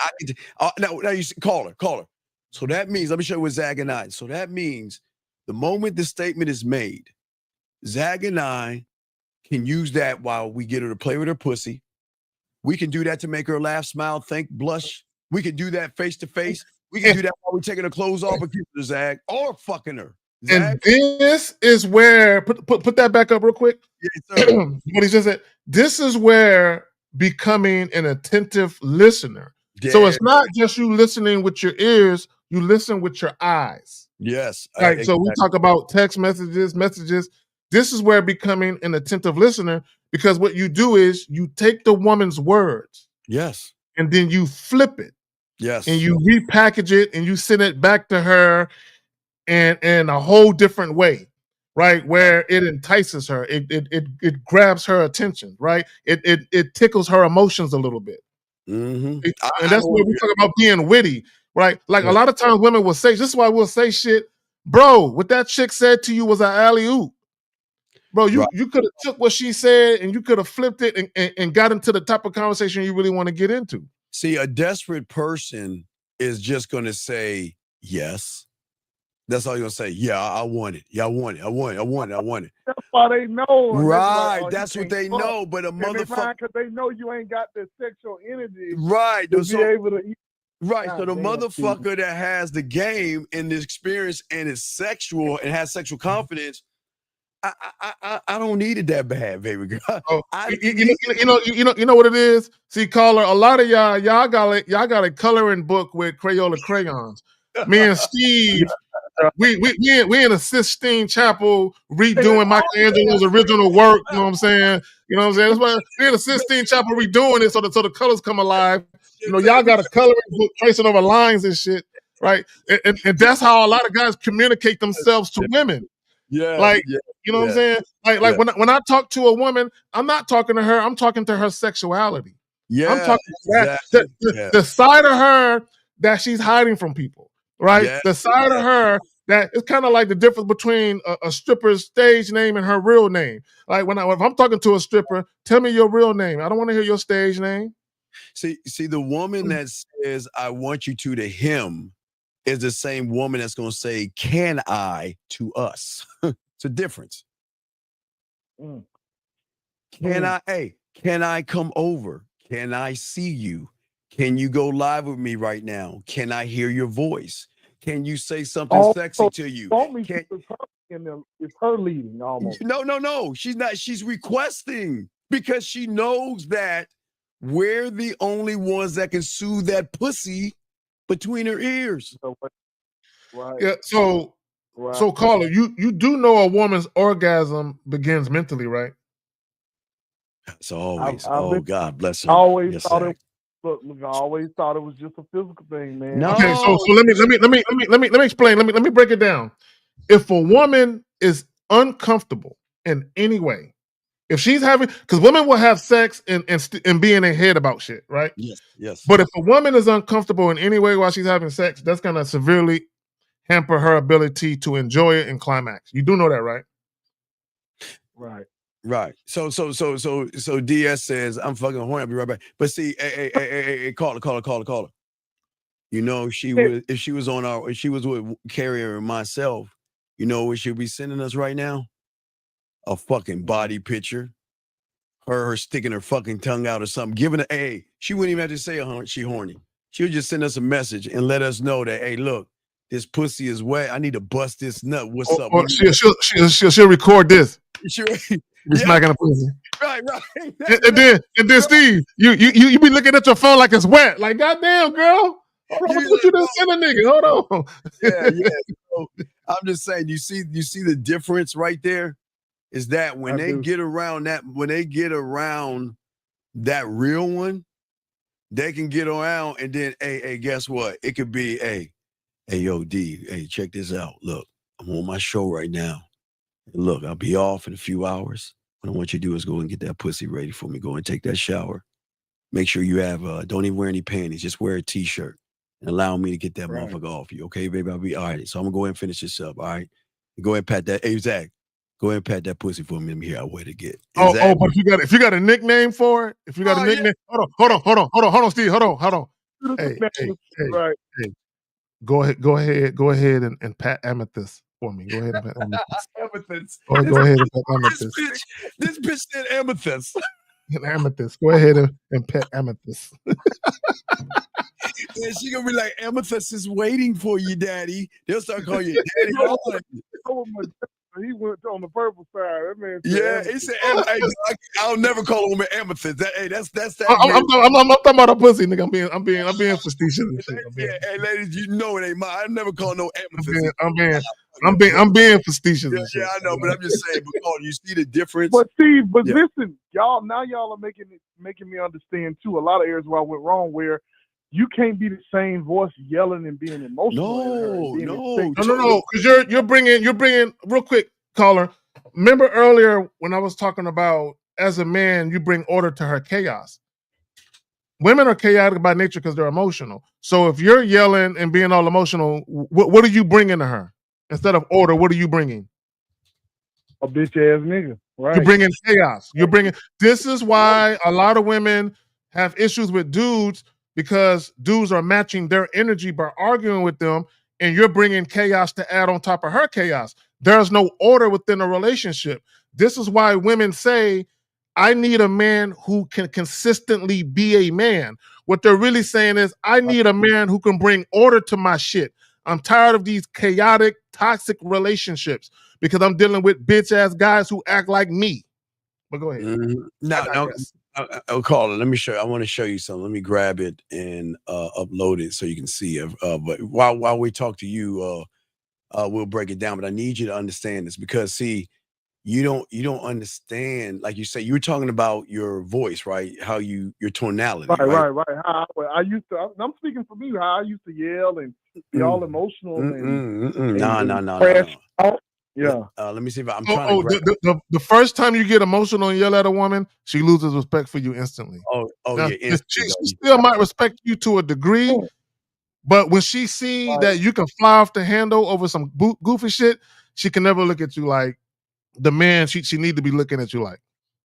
Yeah, I need to hold on, caller. I want to show you. God damn it! I'm gonna show you. If you look at if a woman would peel back my mind and Zag's mind when it comes to sex, right? Okay, and tonality, right? I'm gonna show you this photo right here, dog. Let me show you this. This is what you should be. Now, right now, you won't be this, but what I'm saying is that we're so cold that a woman will never experience the same thing because if you're looking right now, that's what is that, a 64, 84 track machine, a mixer, a soundboard. So what we're saying is that we're never gonna fuck them the same way because we can change the button. There's so many frequencies. Oh yeah, exactly. Because we could turn. Listen. We could turn up the freaky, bring down the kinky, turn up the nasty, bring down the dirty, and remix that, and throw a little romance on top of there, a little sensuality, some passion. Yeah. A little bit of that. Put a little bit on there. Yeah, but also with track, that's why we call our culinary school because we always add flavor. You got to be able to add flavor to shit. I'm saying I want a woman to read my shit and smile. I want her to reread it and be like, "Damn, who the fuck is this guy? How does he know he always says the right thing? Like no matter what I say to him, he just his reply is always a little bit always on point. Like it's caller. That's some real shit. And I told a story of how I had a chick. She said, "I don't know if you're lying to me or running game, but I like it. Don't stop." Because she liked the way I was making her feel. And to Steve's point, as far as she felt like everything you're doing, everything you're saying is just on point. The way you're fucking me, the way you're talking to me, everything about you. I don't know if you're a liar, if you're just pretending to be this person that I'm falling for, but it meant so much to her for me to not stop. She literally told me to my face, "I don't know if you're lying or pretending, but don't stop. I like it." Right? This is what she tells me. Right? So what happens is when women get that feeling, when the momentum of attraction starts to pick up and they start to fall for you harder and harder and harder. Yes. A lot of times they be hoping, "I hope he don't fuck this up for me." Right? They don't be thinking about you, Steve. They be like, "I hope he don't fuck this up for me. I'm on cloud 9 with this nigga right now. I hope he don't fuck this up." But what happens, Steve? Most guys do what? Fuck it up. Fuck it up. All right, call it. So you good, brother? Hey, that's an hour worth of game, man. Dude, y'all the best, man. All right. Appreciate you. All right, we'll throw you back in. Any other questions? Let us know, brother. We'll throw you back in, okay, brother? All right. Respect to you. Respect. That was an awesome call. Guys, lines are open if you guys have a question. And we do have a question that we have to get to that we didn't get to right here. Let me see. Wait. Let's go here. Wait. Let's get here. He says, does it ever go from no to yes just as fast? The only time, well, no. I would say it would go from a playful no to a yes. Because you'll have some times where a woman might be talking to you and you might be like, "Oh, girl, look at this. Come here. Let me see. I don't know why you think it's that easy to get this. You know, you can't even handle all of this." Right. So she might be playful, right? Because she just want the lion, she want the lion to come out. She wants you to she wants you to she wants the lion to come out, right? But if it's a no, Guys, if a woman is not sexually attracted to you, I'm out. It will never be yes. I'm you out. can never convince a woman to be sexually attracted to you. So let me say this, Steve. Let me say this real quick, and I'll pass it to you. You can negotiate sex, but you cannot negotiate true sexual desire. Okay, you cannot. Right? When you talk about porn and OnlyFans and prostitutes and all of that, you can negotiate sex, but a woman's true sexual desire for a man cannot be negotiated. It's always going to be genuine. When a woman is really fucking with you and she wants you inside of her, like yesterday, that's a real burning, sincere, genuine thing. You can't negotiate that, but you can negotiate sex. All right, we got a call 240. What's your name? What's your question, brother? Hey, my name Matthew, 23. Yes, sir. What's up? Okay, so first of all, I do want to say I am a virgin to start off, and second of all, I just kind of feel like that, in my opinion, I was gonna sound like some loser ass shit. No, stop. Wait. Stop. Okay, two things. No one gives a fuck that you're a virgin, and stop downing yourself.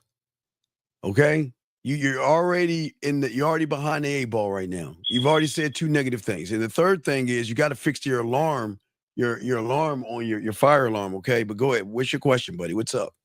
Just ask your question. You don't need to give it. What's the question? What's up? I was gonna say, like, okay, so I don't really have much experience with like women. Yes. So I kind of like sometimes I be just like really feeling like I'm just competing with other dudes with experience. No.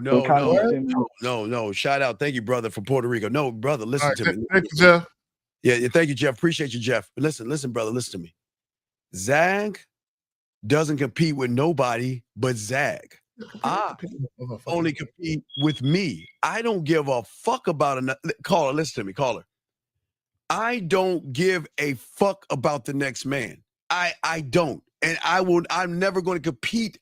Listen, I'm only going to present myself. I'm not going to compete. But caller, here's the thing you don't understand. We all were, Zag and I were virgins at one time, just like you. And guess what, caller? I still didn't compete when I was a fucking virgin. Wait, hold on. Caller. Let me tell you something. The very first time I had sex, there was this chick. Now she didn't know it was my first time. You know, I did show up and show out. You know what I'm saying? I put in some more. She didn't know. But that's besides the point. My point is there were other guys that was trying to have sex with her. Although she was the first chick I had sex with, I never gave a fuck. She called me one day and she said, there's a guy that I seen you with who was at my house trying to get in. Because he was trying to get in the fuck. Right? So my point is this, is I don't care what other guys do. They ain't me. I'm unique. I'm one of a kind. You know what I'm saying? So why would I compete with guys who ain't me? Like, you know, I don't think nobody's better than me. So if you're competing with other men, you must think men are better than you. Right. Why do you feel you're competing with other big guys? Why do you feel like you're competing with other men, buddy? What's going on? Well, I said, y'all just said something before I called. He said, well, she's not sexually attracted to you. Then obviously you can't negotiate that. But see, my thing is that is true. That's what I just felt. I feel like if I get a number and I try to talk to her and shit like that. Okay, no. Okay, stop right there. Okay, hold on. You said something, and I want you to think about what I'm about to say. You said if I get her number and try and talk to her or something. So let's back up. Let's back all the way up. So when you very first approach a woman, the last thing you need to be thinking about is exchanging contact information. Don't be thinking about numbers. Don't be thinking about none of that shit. And what I mean by that is this. You guys, y'all need to learn how to stay present in the moment. Don't think about 15 minutes from now. Don't think about tomorrow. Just stay present in the moment and make sure that you execute and you say what needs to be said to get the job done. So my point in saying all that is to say this to you. When you very first meet a woman, before you even get to the point where you're talking about exchanging contact information, you need to get that woman to verbally consent to you that she's down to do what you want her to do. if you're trying to take her out on a date, if you're trying to hook up at the whatever it is you're trying to do with this young woman, it makes more sense for you to let her know right now, and right now, face to face, when you first meet, let her know what your plans are, and then let her respond to that. If she says, yes, I'm interested, now it makes sense to exchange contact information. What you guys be doing, y'all walk up on chicks, y'all say a whole lot of nothing. Y'all get the woman's number, you get on the phone or you text, and you say a whole lot of nothing. And y'all end up texting multiple times or having multiple phone conversations before you even get to the point of what you really want to do. But go ahead, Steve. All right, caller. So here's and how old are you? 23, young man? Yeah, 23. Okay, it's cool. So let me explain something. And you being a virgin is cool. It's no big deal. I'm gonna tell you what the problem is. It's not you being a virgin. The problem is you ain't doing shit to get any pussy. And let me explain what I mean. So I had to do this myself, okay? So, but this is why I always tell you, you got to prepare yourself for the moment before it even happens. You don't have your look at you got your alarm beeping. You haven't fixed that battery for God damn. Change that battery in there. You got to fix your house up or your apartment. Do you live by yourself? Yeah. Okay.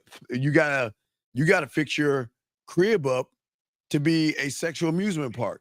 And on top of that, you gotta what I don't understand is how is it y'all don't work on ways to kiss women? You don't work on ways to undress them. You don't work on ways to say that you don't do any of these things. That's why you feel that you're competing because you're not creating. You're too busy running behind everybody else. For myself and Carrie, because we these motherfuckers, at the end of the day, man, we always working on our mouthpiece, the way we can eat pussy, the way we can address them, the way we can talk to them, the way we can move. We're working on that constantly. But see, you're not doing anything except worrying about other guys when you should be working on your fucking self. So why aren't you doing that? Yeah, that was a good question. Right. So guess what? It's okay. But it's a question that you need to ask because you're too busy focusing on everything else. I know you want some pussy and I know you want sex, and that's okay, young man. But ask yourself the question, what have I created to show her that she's worthy of my dick? And you haven't created anything. That's why I call it 5 play. Because I don't do 4 play. The way I show guys how to eat pussy, totally different. My kissing 101, totally different. Dirty talk, totally different. Fucking 101, totally different. I do things different, dog. And Zach does his thing different. You know what I mean? We're different because we create things. You guys wait for moments to happen. And I don't understand why you don't take the time to say that, how am I going to kiss a woman? If a woman walks in my door, how am I going to? I'll give you a simple one. Like a woman knocks on your door. Tell me what have you created to greet a woman at your door? What are you going to do? Just open the door for her? Yeah, more likely. Yeah. Why? What is this? Why? Why not say when I open up the door, I'm going to look her up and down? And I'm going to smile. And with my right arm, I'm going to bring her into me and give her a hug. And while I'm in her ear, I'm going to tell her how good she look, how sexy she look. I'm going to take a step back, grab her other arm, and I'm going to twirl her around so she can see me looking at her ass and titties. Then I'm going to turn around, grab her arm, walk her into my motherfucking door like I always do. And I'm going to say, oh, yeah, almost forgot. Then I'm going to turn around, grab her hips, let her ass close the damn door. And then I'm going to say, oh, yeah, I forgot, and then give her a kiss. I knew there was something I forgot. You see that, caller? That's one of millions of ways that I can greet a woman at my fucking door. But I created it. Because I don't want to be hey, come on inside. Hey, come on inside. Come inside. It's like Zach and I, we're an experience. I want you to be like, oh my God, how he's gonna greet me now? How he's gonna greet me today, Zach? What is he gonna do today? So caller, I've literally had women come through the door, and now this is specifically if I told them what to wear. Like, oh yes, like I would literally tell some chicks, not all women, but some chicks, I was like, look, hey, when you come over to my shit, I want you to wear something sexy and easy to remove. Something you might wear to bed if you was by yourself playing with yourself. I want you to wear that shit to my crib, right? So, or it might be something like a spaghetti strap dress. I like spaghetti straps. You know what I'm saying? There's something about form-fitting spaghetti straps, right? Or a sundress, right? The point I'm making with that is when they would come over, I would hit them with the pirouette. You know, let me see what you're working with, right? And definitely address what I'm seeing and let her know that I like what the fuck I'm seeing. But also, Steve, what's wrong with holding her hand and leading her where you want her to sit down at? You grab her by the hand. Shout out to 50. Interlock fingers, Steve. You interlock fingers with her, and you walk her over to the place where you're going to sit her down at. You know what I'm saying? It's like Steve was saying. It's the experience. Yeah. But it's the experience. Wait, I got it. Where's my fucking man? It's like you're creating. You're creating, because even this is what guys got to understand when you talk about intimacy and passion and things of this nature. Right? You can create that type of environment. It's not just you saying shit or verbalizing shit to convey those messages to women. You can create that type of environment. Now, caller, watch this. Caller, watch how cold it is. Caller, I'm going to take what Zach just said, and I'm going to put my fucking flavor on that. Okay? Zach said, I want you to wear that little joint kind of loose and unfitting, right? So after I push her ass up against that door, Zag, and give her that kiss. Now watch this, caller. I'm gonna show you because I always got the mannequin because I'm gonna be doing this in school. I'm gonna do this with the whole body, guys, but I'm gonna give y'all an example. So caller, remember whatever I think, I can do it in voice message, text message, I can do it in video, I can do it while she's masturbating, or I can do it in 2D, 3D, or 4D, okay? Morse code, smoke signal, carrier pigeon. Exactly. So here's the Now here's the thing. Now, I just pushed her ass up against the door, just gave her a kiss. Now watch this, caller. Now, what I'm gonna do? Now I'm gonna show you. Off the rip. What I'm gonna do? Okay, this is a man because I all look messed up. So I'm gonna show you what I'm gonna do. So what I'm gonna do, because I love doing this. Now, caller, I want y'all to do that. Y'all can feel the sensation. Caller, remember, you're my thumb. I can go the front of the thumb, the back of the thumb, or the side. But I always like to do the side of the thumb, right? Now, after I give her a kiss, right? What I'm gonna do? I love to do this. What I'm gonna do is I'm gonna do a swipe up from her cheek up to her ear. Now I'm going to swipe up. I'm going to take my fingers, right? I'm going to go underneath her. I'm going to go underneath her neck, and I'm going to swipe up and come around and move her hair out of the way. And then I'm going to get in her motherfucking ear and say, you know what? There's a problem with what you're doing right now. She's going to be like, well, what do you mean? This is what you asked for. No, that's not the problem. The problem is, am I going to address you with my lips and my tongue or my teeth? How am I going to address you right now? And I'm just trying to figure out what I want to do. Now, caller, think about that little thing. That's going to make her fucking melt. And I just came up with that. But that's going to make her melt. You want to know why I call her? Because the average motherfucker don't do that shit. And let me also say this. And this is what guys got to understand. When we talk about hitting the bottom mentally, when you move like that, there's an array of emotions and feelings that you're touching when it comes to women. Right, because it's almost like you're giving them this visual sexual odyssey, right? That's about to unfold right in front of them, right? So it's not just the actual act of sticking a dick in a hole and fucking no. It's the whole experience. It's the before the touching, the during the touching, after the touching, and everything surrounding it. Now, caller, I'm gonna say something. Now, this is not gay, no homo, but I want you to do this, okay, caller? I want you to understand. Now, caller, this is a thought. Now, caller, what I want you to do. Take your finger, okay? Okay, take your finger. No, I'm not joking. Listen. Okay, go under the back of your ear, right? You see, right? I want y'all to take your finger behind your earlobe, behind the earlobe, because that's an erogenous zone spot that y'all know about. But go behind her earlobe and go all the way down your neck. And I just want you to feel that. You don't know. Don't tell me you do it. Just from the back of her earlobe all the way down your neck. Feel that.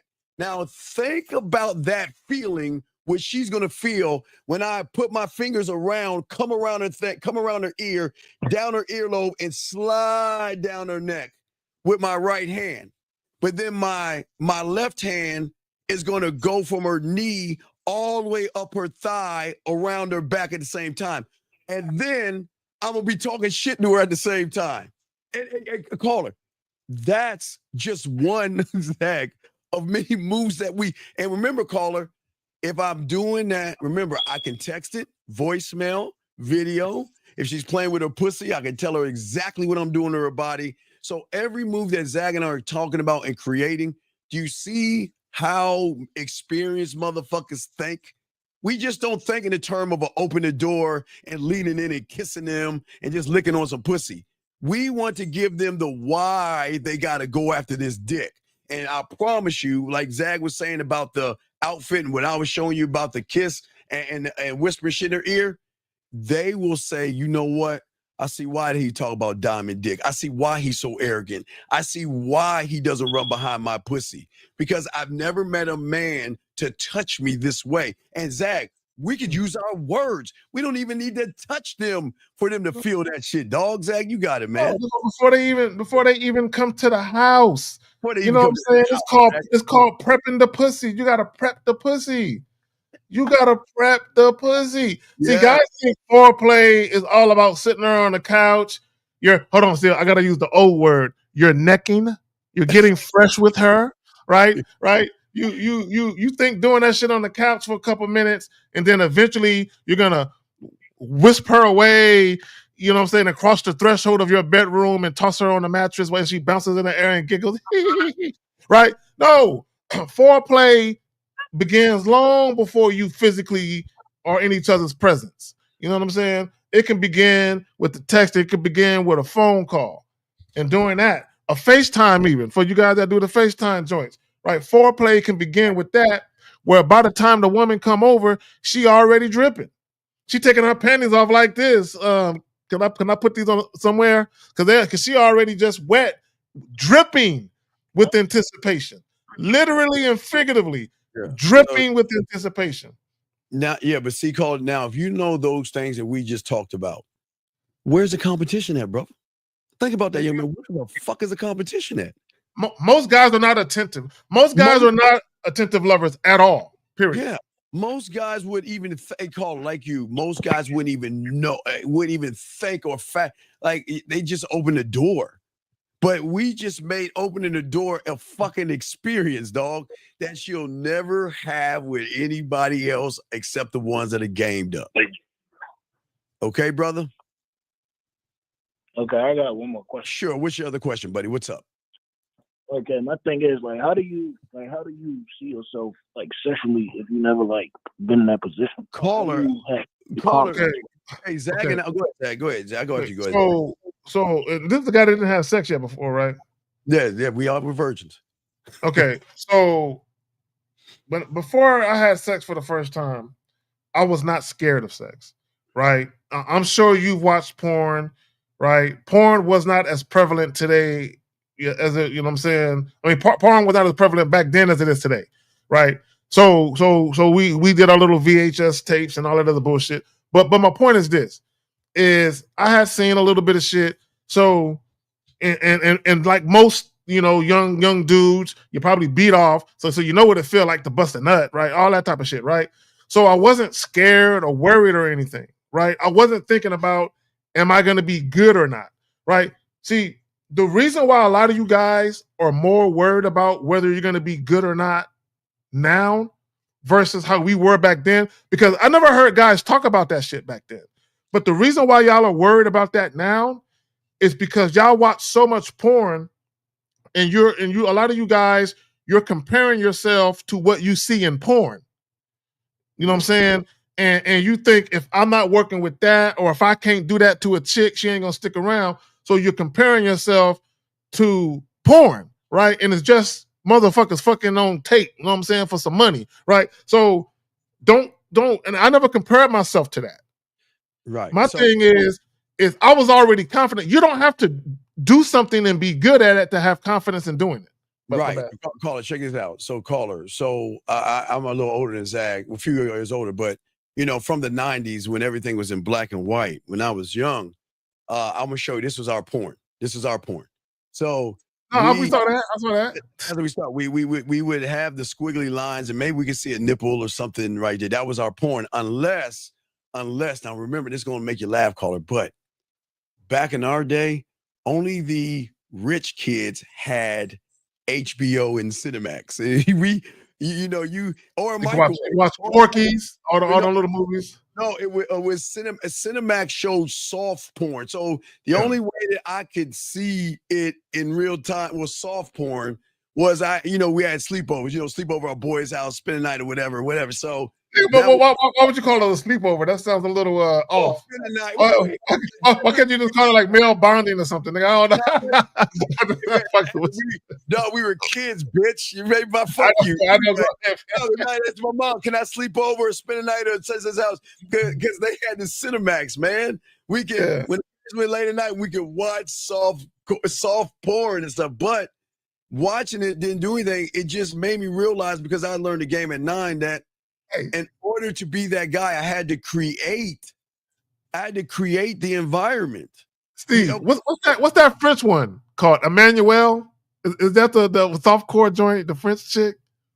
Yeah. Well, I know. What was it? Spawn? What was that? What was the guy? Serpent? The guy, the monster. Where I saw some titties and shit. Was it the serpent? The guy in the swamp thing. I think it was Swamp Thing. Swamp Thing. You talking about like Toxic Avenger or? It was this woman always in there taking off her fucking shirt. I forgot the fucking name. I don't know, but I'm just saying that. I'm just saying that. Porky's, Revenge of the Nerds. They all had little shit in there. Little shit there. So what I'm saying to you is that you can still create it. You're 23 right now.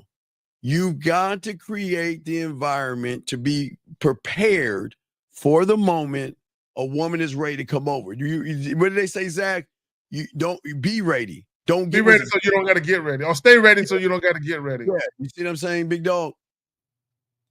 Yeah, always be. So caller, here's the thing. This is what I want you to understand. And how old are you again, brother? 23. Okay, so this is what you need to understand. There's a lot of people your age, both men and women. They may have had more sex than you, but they're still inexperienced. A lot of people think having a lot of sex makes you an experienced lover. No, it doesn't. You just had a lot of sex.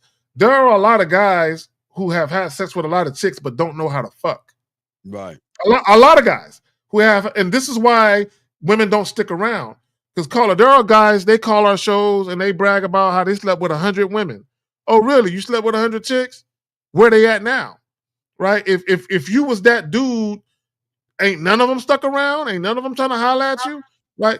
So what guys don't understand is if you're the type of guy where you're sleeping with a lot of women, but none of them sticking around, that means there's something about you that women really don't like. It could be the sex, or it could be some other shit that ain't got nothing to do with sex. So does that make any other questions you got, big dog? No, that's it. All right, so you got this, bro. Don't beat yourself up, dog. You just got to learn this game. That's why we're here to teach you, young man. But it was a great call, okay, buddy? And it's okay. Listen, it's okay to be a virgin. It's okay. You just got to learn yourself, okay, buddy? All right, thank you. All right, you got. Stop being scared. Stop being scared. Yeah, go get a 9-volt battery and fix that fire thing. Because women, that's a turnoff, okay? Exactly. All right, fix that joint. Okay, caller, good call. Okay, guys. All right, so getting back to the show, which we ain't gonna be on for too much longer. Zach, getting back to, and guys, we got one. I forgot the question. There's another question. Question right here is: could you say the reason that women think they need money is that we guys can't feel the void in their life, so they find no? All right, okay. DW.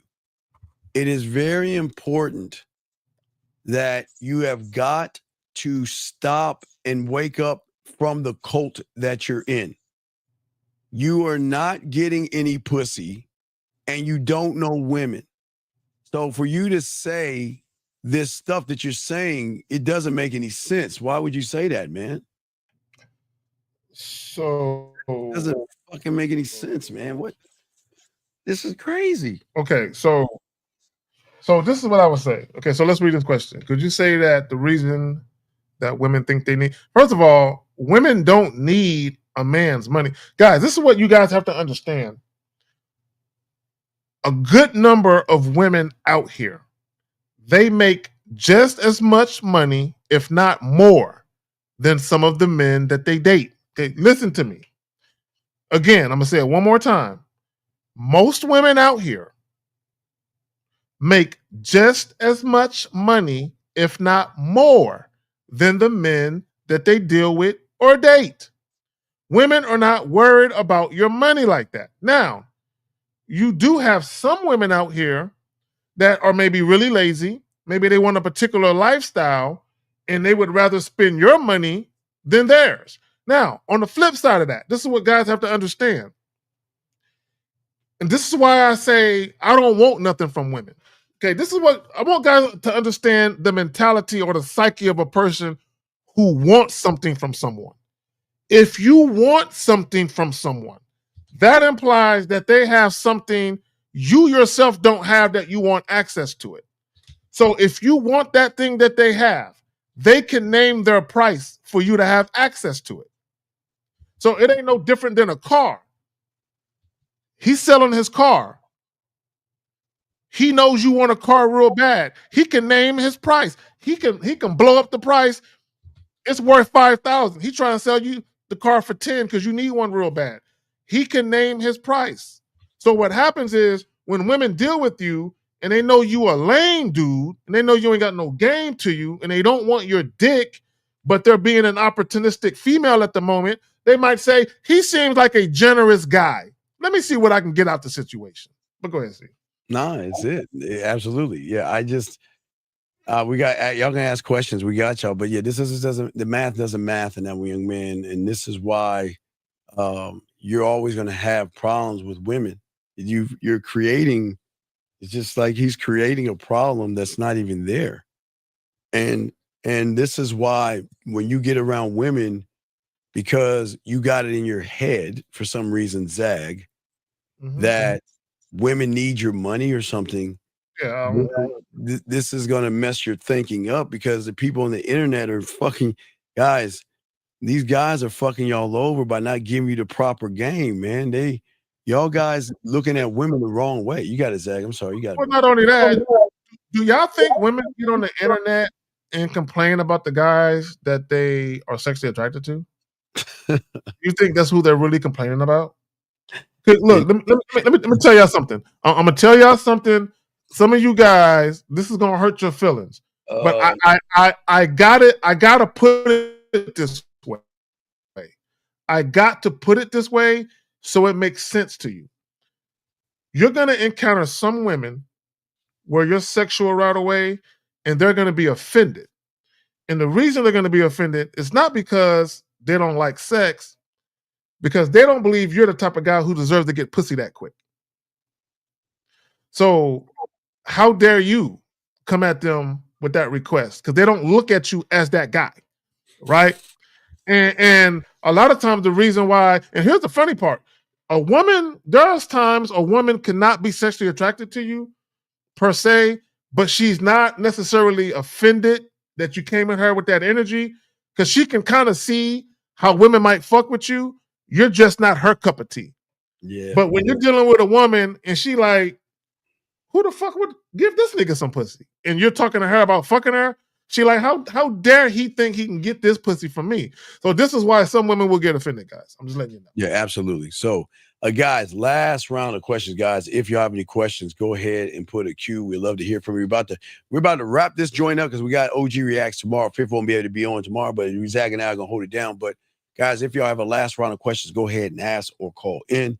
We got you covered. But Zach, this is important, man, because I there's nothing wrong with guys having sexual desires, Zach, but it's so important to know that when are y'all going to desire yourself more than you desire pussy? That's the $1 million question. I just never understood why someone would place value on something outside of themselves.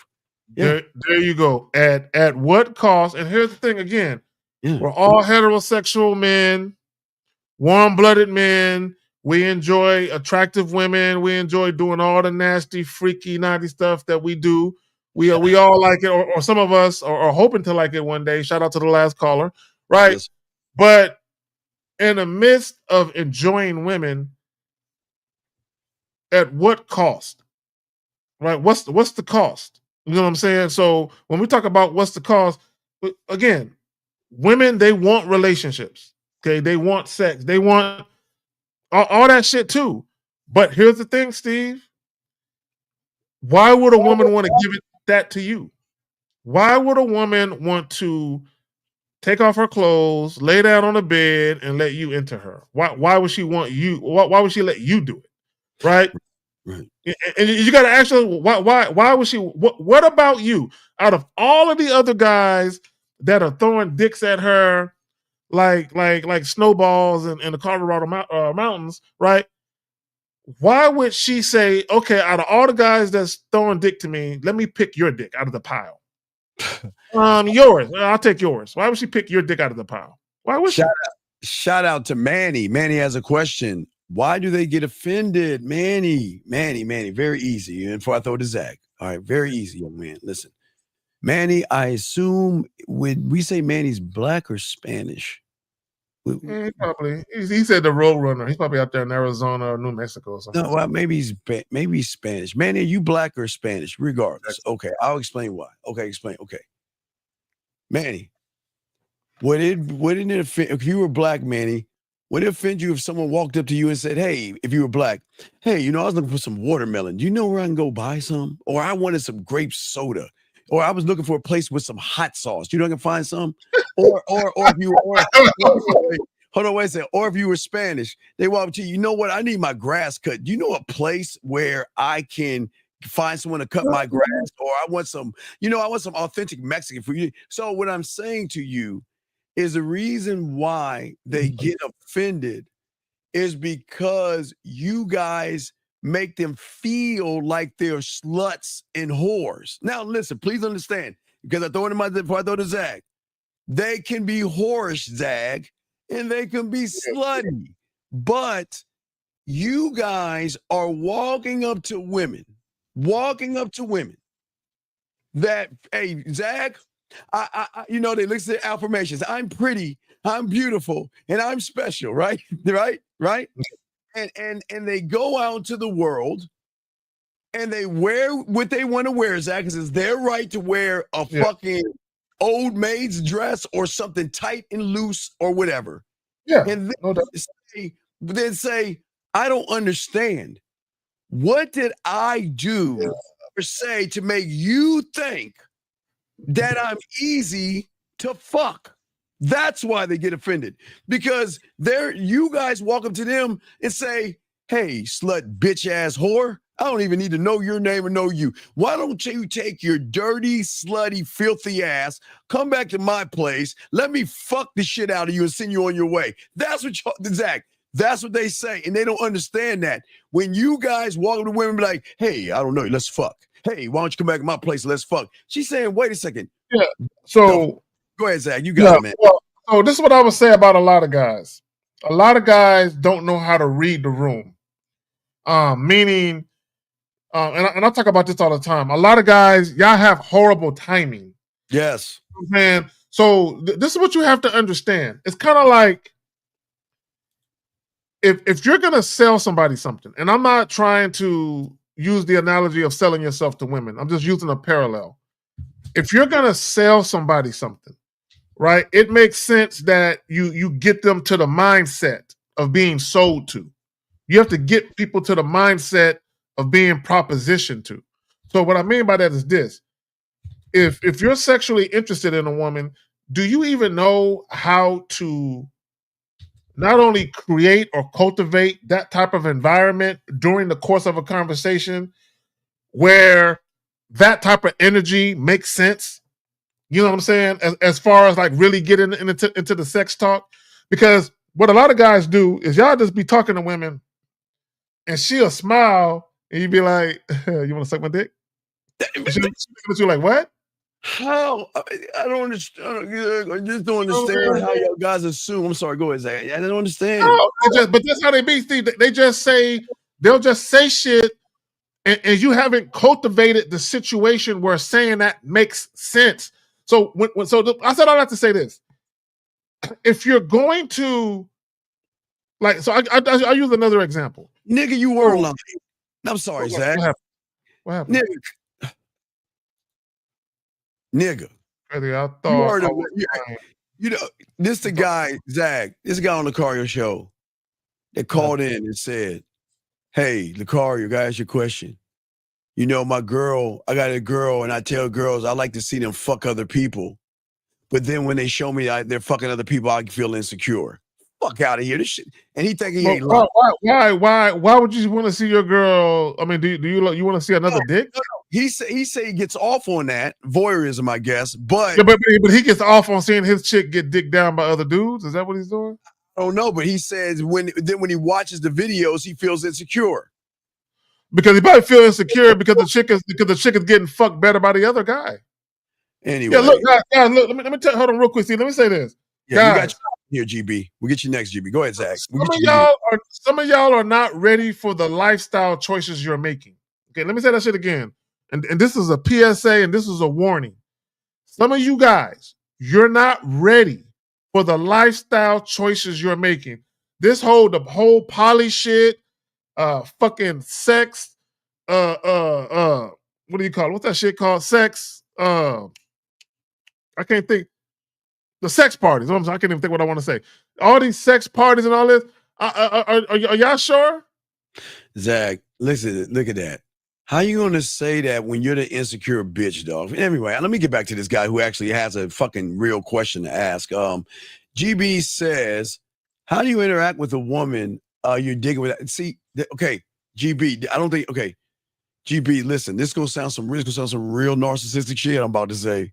And I'm not, hey, and like Kevin can say, sorry, but not so sorry, motherfucker. Hey, GB. We don't dig them. They dig us, motherfucker. Yeah, how can you be digging a chick who ain't did nothing? How do y'all dig motherfuckers? How do y'all dig chicks who haven't done anything? Right, they haven't done anything. They would have. I can't like a woman. I don't know her well enough to like her yet. Yeah, what has she done to dig, what dog? What has she done other than look cute? Right. So the fact that you're digging her is to say that says a lot about you, GB, with all due respect. Guys, when you're him, you're the sun, and they revolve around your motherfucking ass. You don't understand. Listen, the question is, why don't you dig yourself? Steve. Okay, so Steve, I'm glad you said that. Segues into me saying this. Steve, I know who I am. God damn it. I know I already know who I am. So why would I be concerned about saying the wrong thing to her or saying too much when I know who I am? Right. What she need to be concerned about is not fucking up this gift that's right in front of her. Because I might not be here that long. Zach, please say that again, because I think that went over there. Can you please?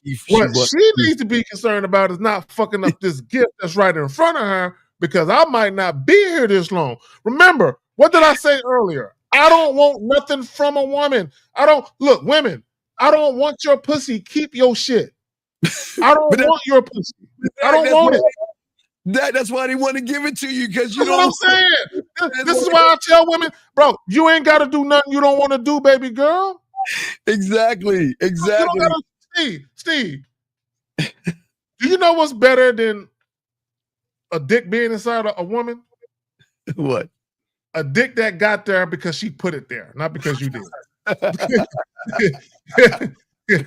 Steve, no hands, Steve. I didn't touch it the whole time. She the one that guided it where I needed to go. Hey, that's that game, son. Hey, GB. That's what we're trying to say, GB. When you dig yourself, you'll stop digging them. And the reason the problem is for all you guys is that why are you digging her? And what has she done? Guys, remember, guys, okay, wait, you know we can dig? When Zach says, you know what, I want you to come in something loose fitting. And she follows instructions. Mm-hmm. Zach, we can dig that. We dig that. I dig that. We dig I that. dig the fact that she wore exactly what I told her to wear. We dig that. But but guys, women, y'all have got to stop running behind women like they're special. And watch this, guys. We're not mean. We're not saying anything mean or anything bad. We're saying that you've got to prove you're special to us, because we're not going to take it as if we're saying. You see what I'm saying? And let me just say this real quick, because I think both men and women, they get it misconstrued. Again, and I alluded to it earlier. And myself, Steve, Fifth, L, Miles, the whole clique, Boss Matt, Ty, everybody, King Dre. This is what guys don't understand. We know who we are. We know what we come into the situation with. Yes. So if I know who I am, why I gotta prove who I am to a woman when I already know who I am? I don't know her. I don't know her. See, I know I'm coming from a place of righteousness, right? And I'm coming from a place of transparency and truthfulness. I need her to respond with action so I can see if she's coming with the same intentions. Right. And GB, the problem is, young man, and it was a great question, but you digging her will be the problem. Mm-hmm. Because what you're saying, GB, is that you're better than me. Your pussy has more value than me. I've got to prove myself to you. That's why y'all, I don't know why the fuck would y'all want to do. And do you think a woman who's, okay, they have seen so many motherfuckers act like that, that shit turns them off. Because think about this, guys. Now, let's be honest, guys. Now, listen, what makes women women, this is the beauty of a woman. Her emotions, being emotional. That's what makes women women, when she has her ups and downs, when she feels good today and has low self-worth tomorrow. That's the beauty. That's the beauty of a woman. So right, having low self-worth, low self-esteem, that's the beauty of a woman, right? So we got that. So if a woman who goes up and down like that, Zag, right? And then you over there telling her how special she is, she can be like, wait, hold up, bitch, wait, what? I have ups and downs. I go to therapy. I cry. I don't trust my feelings and emotions. But you're giving me, wait, watch it, G. You're telling me I'm special? Bitch, please, you're just trying to fuck me. Because I know what I am. But you're trying to tell me I'm special? Bitch, please. Hey, a woman might laugh, cry, and curse somebody out within 5 minutes. Yeah. Right? That's how I'm emotional. Let me tell you something. And this is why, as a man, you got to be vigilant and you got to be on point when dealing with women. And you cannot play with women. You can't play with them. Okay, this is why women, whether they admit it or not, some do. Women need structure. Yes. Women, they need structure. They need structure. And there's nothing wrong with a little spontaneity and being spontaneous. Because I'm a very spontaneous person. Like Steve, look, I'll call up a chick that I'm dating, and I'll be like, "Hey, what are you doing right now?" She'd be like, I'm just chilling around the crib. Hey, I'll be there in 30 minutes. Be ready. And I'll just come to her and go do something with her. Shout out a Wealth Mindset. Appreciate you, brother. If you got a question, go ahead and ask real quick as we got you. But what I'm saying is this, guys, listen. The reason why I don't tell her she's special is because she's too busy telling me how special I am, because of how I make her feel special. And I see, keyword, I make her feel special. I don't tell her shit. I make her feel things. And I show her that. And see, hey, Zach, you know what makes her really feel special, Zach? And guys, it's going to be sound real, again, this is some fucked up shit, but it's real. Guys, you know what makes them feel special? When they get a text message or something from us. You want to know why, guys? Because most women don't earn that shit from us. Most women don't earn our time. Most women don't earn our attention. So when we reach out and we say something, then they're like, oh shit, because he doesn't, listen, they know women are trying to fuck with us. And they're like, damn, wow, he's reaching out to me. Oh shit. Now I feel special. Zach? It's kind of like when chicks be posting, like when a woman, she'll get her hair done or something. she'll feel pretty for the day and she'll post that shit to the internet and everybody liking her pictures, but the nigga she fucking, the nigga she fucking don't like none of her pictures, right? but when he see her later on that night, because remember she got her hair done and she walk in and he grab her by the back of her hair and be like, I've been waiting all day to do this shit. Fucking this shit up. I gotta call. By the way, that picture you posted earlier, that was a fire ass picture, girl. Bring your ass in this room, right? That meant more to her than all them likes she was getting earlier in the day and shit. Oh my God! All right, we're gonna call, man. Oh, Zach, that was classic. 678, brother. What's your name and what's your question? What's your name and what's your question? 678. My name is Aaron, and I feel like I'm thinking there might be a connection between something y'all just said and then something y'all said earlier, which was, so y'all were talking about how women like they'll feel a certain way kind of about a guy, and they'll kind of make assumptions based on like their past experiences, all that, and then treat the guy based on that. And is that like directly tied back into the fact like that you guys were kind of saying they make their decisions emotionally, and so they're emotional. It's really okay. Well, let me say this real quick. Okay, 1 second, Ro. We'll answer your question, buddy. Go ahead, Zach. You got it. Well, let me say this about sexual attraction, and this is for both men and women. Sexual attraction is an emotion. To be sexually attracted to somebody is a feeling you have. So it's an emotion that you are experiencing, right? This is why we talk about touching a woman without touching a woman. Shout out to Steve, right? This is why we talk about hitting the bottom mentally, right? For that very reason. But go ahead, Colin. Yeah, but Colin, what's your question? What are you asking, buddy? Hello. So, go ahead. What's up? Yeah. So is the point not whether or not you like logically are something, or like you can fuck, or Okay. So hold on real quick. I know what you're thinking. So let's talk about logic or being pragmatic or practical, right? Let's just talk from a man's perspective, right? Okay.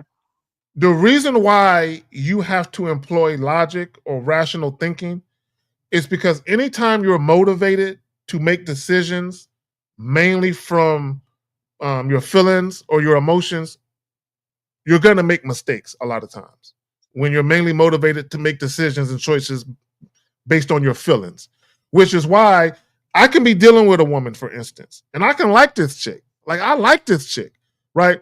But there are certain decisions I won't make when dealing with her because from a logical perspective, it doesn't make sense to do that yet, right? I just met her. It's too soon, right? But I like her, but it's too soon to introduce that because I understand from a logical standpoint that if I introduce this, it's going to fuck with her emotions because I'm not prepared to consistently do it. Right. You know what I'm saying? Yeah. So, Carl, okay, we're trying to understand what you're saying right here, buddy. Like, ask your question again. I'm trying to understand it.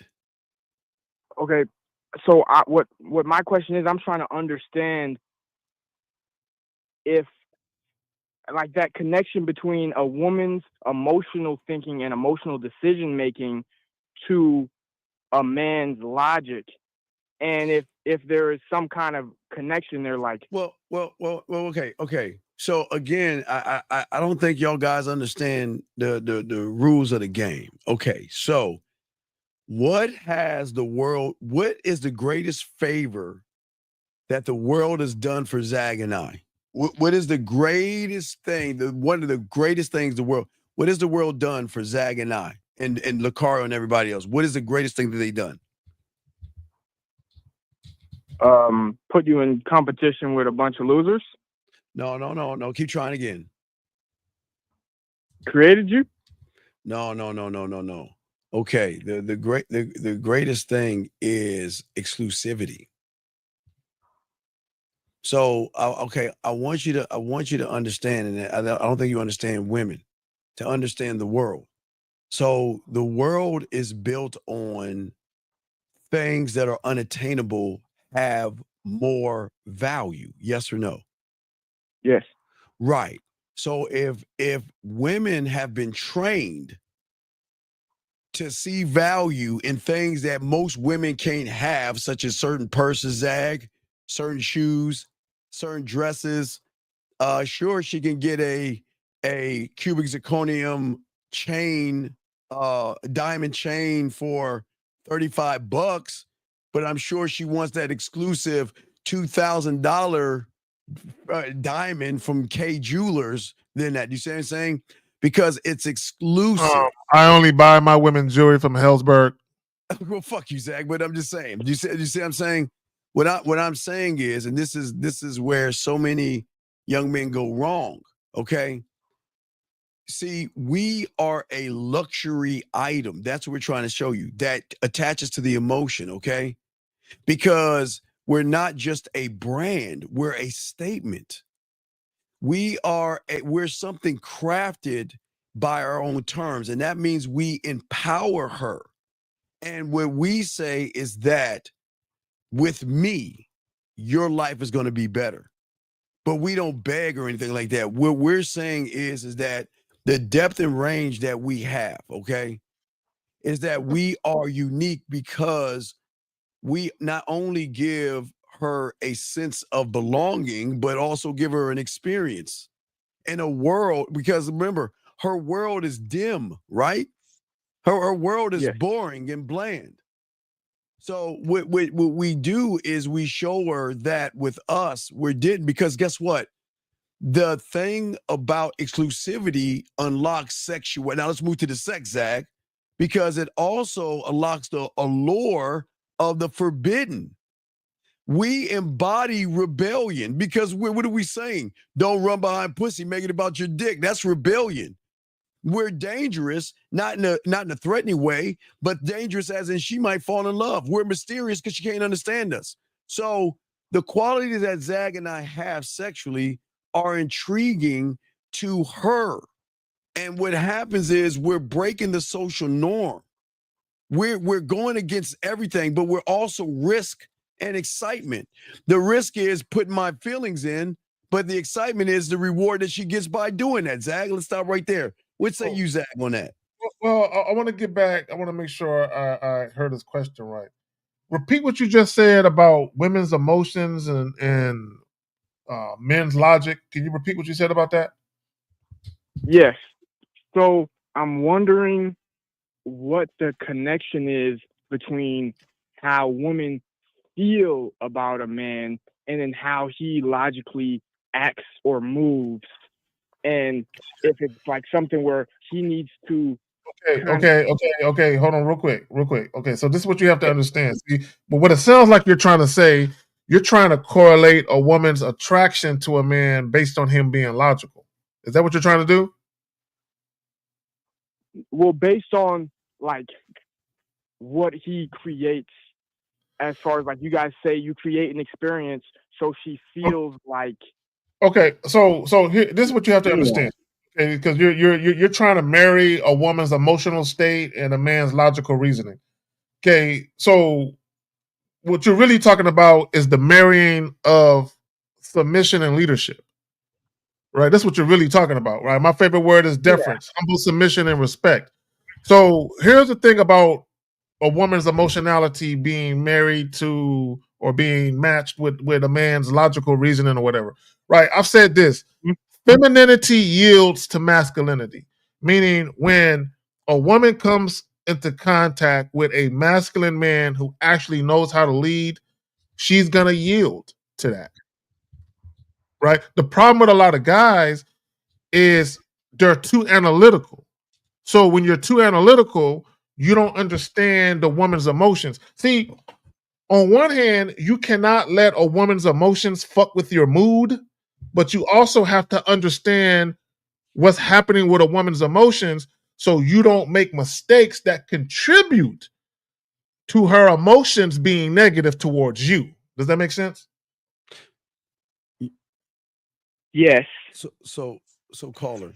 So yes, as I was saying, again, like Zach's saying, see, what you don't understand is that we are driven by our own set of standards, unlike y'all guys that seek validation and approval, okay?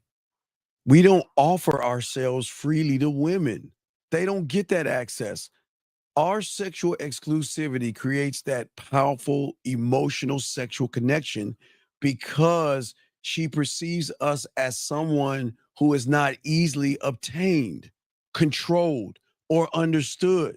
And that's the thing that's why Zag is intriguing to a woman. He doesn't try to be, he just is. Oh, I'm just chilling. Right, because his exclusivity, okay, is one of the most important weapons because guess what? People, I keep telling y'all don't understand. Like I said before, the marketing, they've set you up perfectly. Women are always going to crave what they can't easily have. Okay, we don't make ourselves available to everybody. What? And women must prove her worth to get our attention. Meaning, making every moment with us more meaningful, brother. Right there, moments. Guys, when you deal with women, specifically when you're meeting women for the first time, yes. Moments in time. You're stringing together moments in time like a beautiful quilt. Just moments in time. So when I very first meet her, I meet her out and about. We have a conversation for 3 to 5 minutes. Those 3 to 5 minutes, that's a moment in time that I'm stringing together. So you know what? If I'm gonna build a quilt, I gotta string together multiple moments in time, right? So that means when I very first meet her, if I desire to deal with her beyond that initial interaction, I got to make sure that that moment is as such where she desires to see me again. So that means that when I'm talking to her within that moment, I gotta convey something to her that makes her say, "I'm intrigued, sir. Yes, I would love to see you again."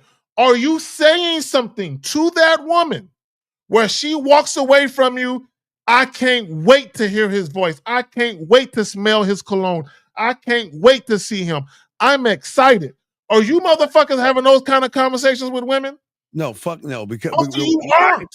Wait. You caller. This is what we're saying. This is what we're saying, big dog. We're saying, listen, we don't need her. She needs us. Because what Zag is saying, what he just said in that quilt, part of that quilt is that we bring depth, sexual intensity, and a sexual transformation in her. Remember, I told you, she doesn't know how nasty she really can be, Zach. She doesn't know. Look, she can be nasty as fuck in the privacy of her own home.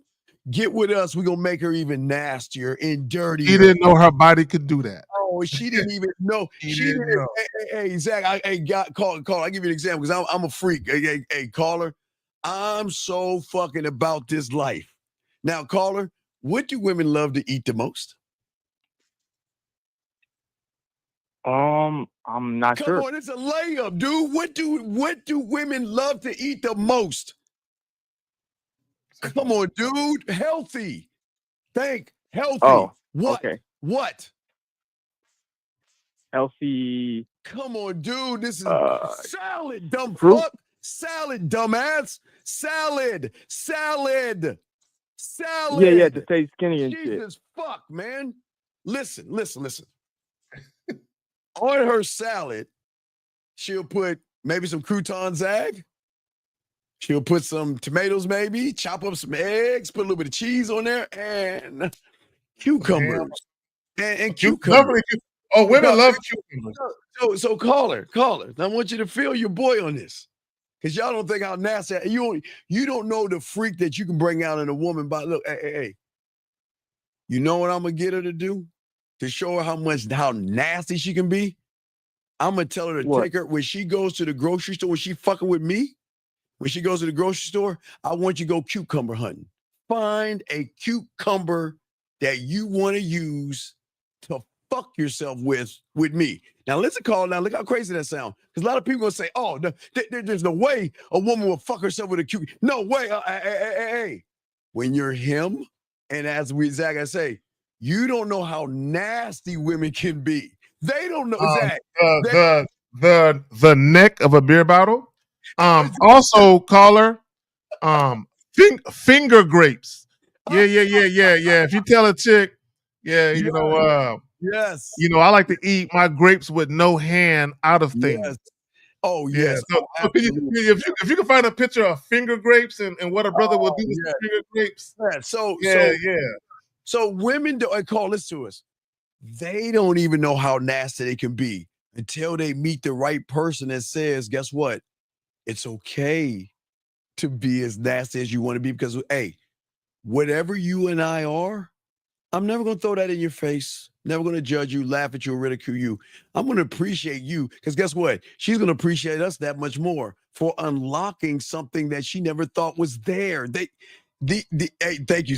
Hey, Zach, don't make me put Zach. I got my. I just want to show people what finger grapes look like. Can you give me a solo? Can you give me a solo shot?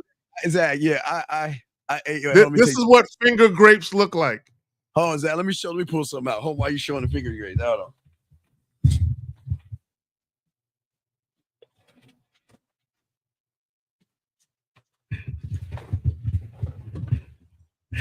Hey, Zach, let me show you how nasty I am, Zach. I got to cover it up. Now, caller, I got covered up. Caller, do you see this right here? Caller, you see this right here? I'm not looking at the screen, no. Wait. What do you think is attached? I'll have to go back. What do you think is attached to that shit right there? A fucking dildo. That means when I'm eating that pussy, I can chin fuck her. Y'all don't even know about chin fucking. Y'all don't even know about. Hey, look, Steve. Steve. Give women something that feels like a dick penetrating them while a tongue is on their clit. They will go crazy.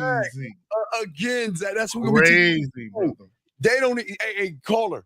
They don't know about chin fucking. And caller. I can grow hair, but you know what? I let my hair grow a little bit to get a little prickly.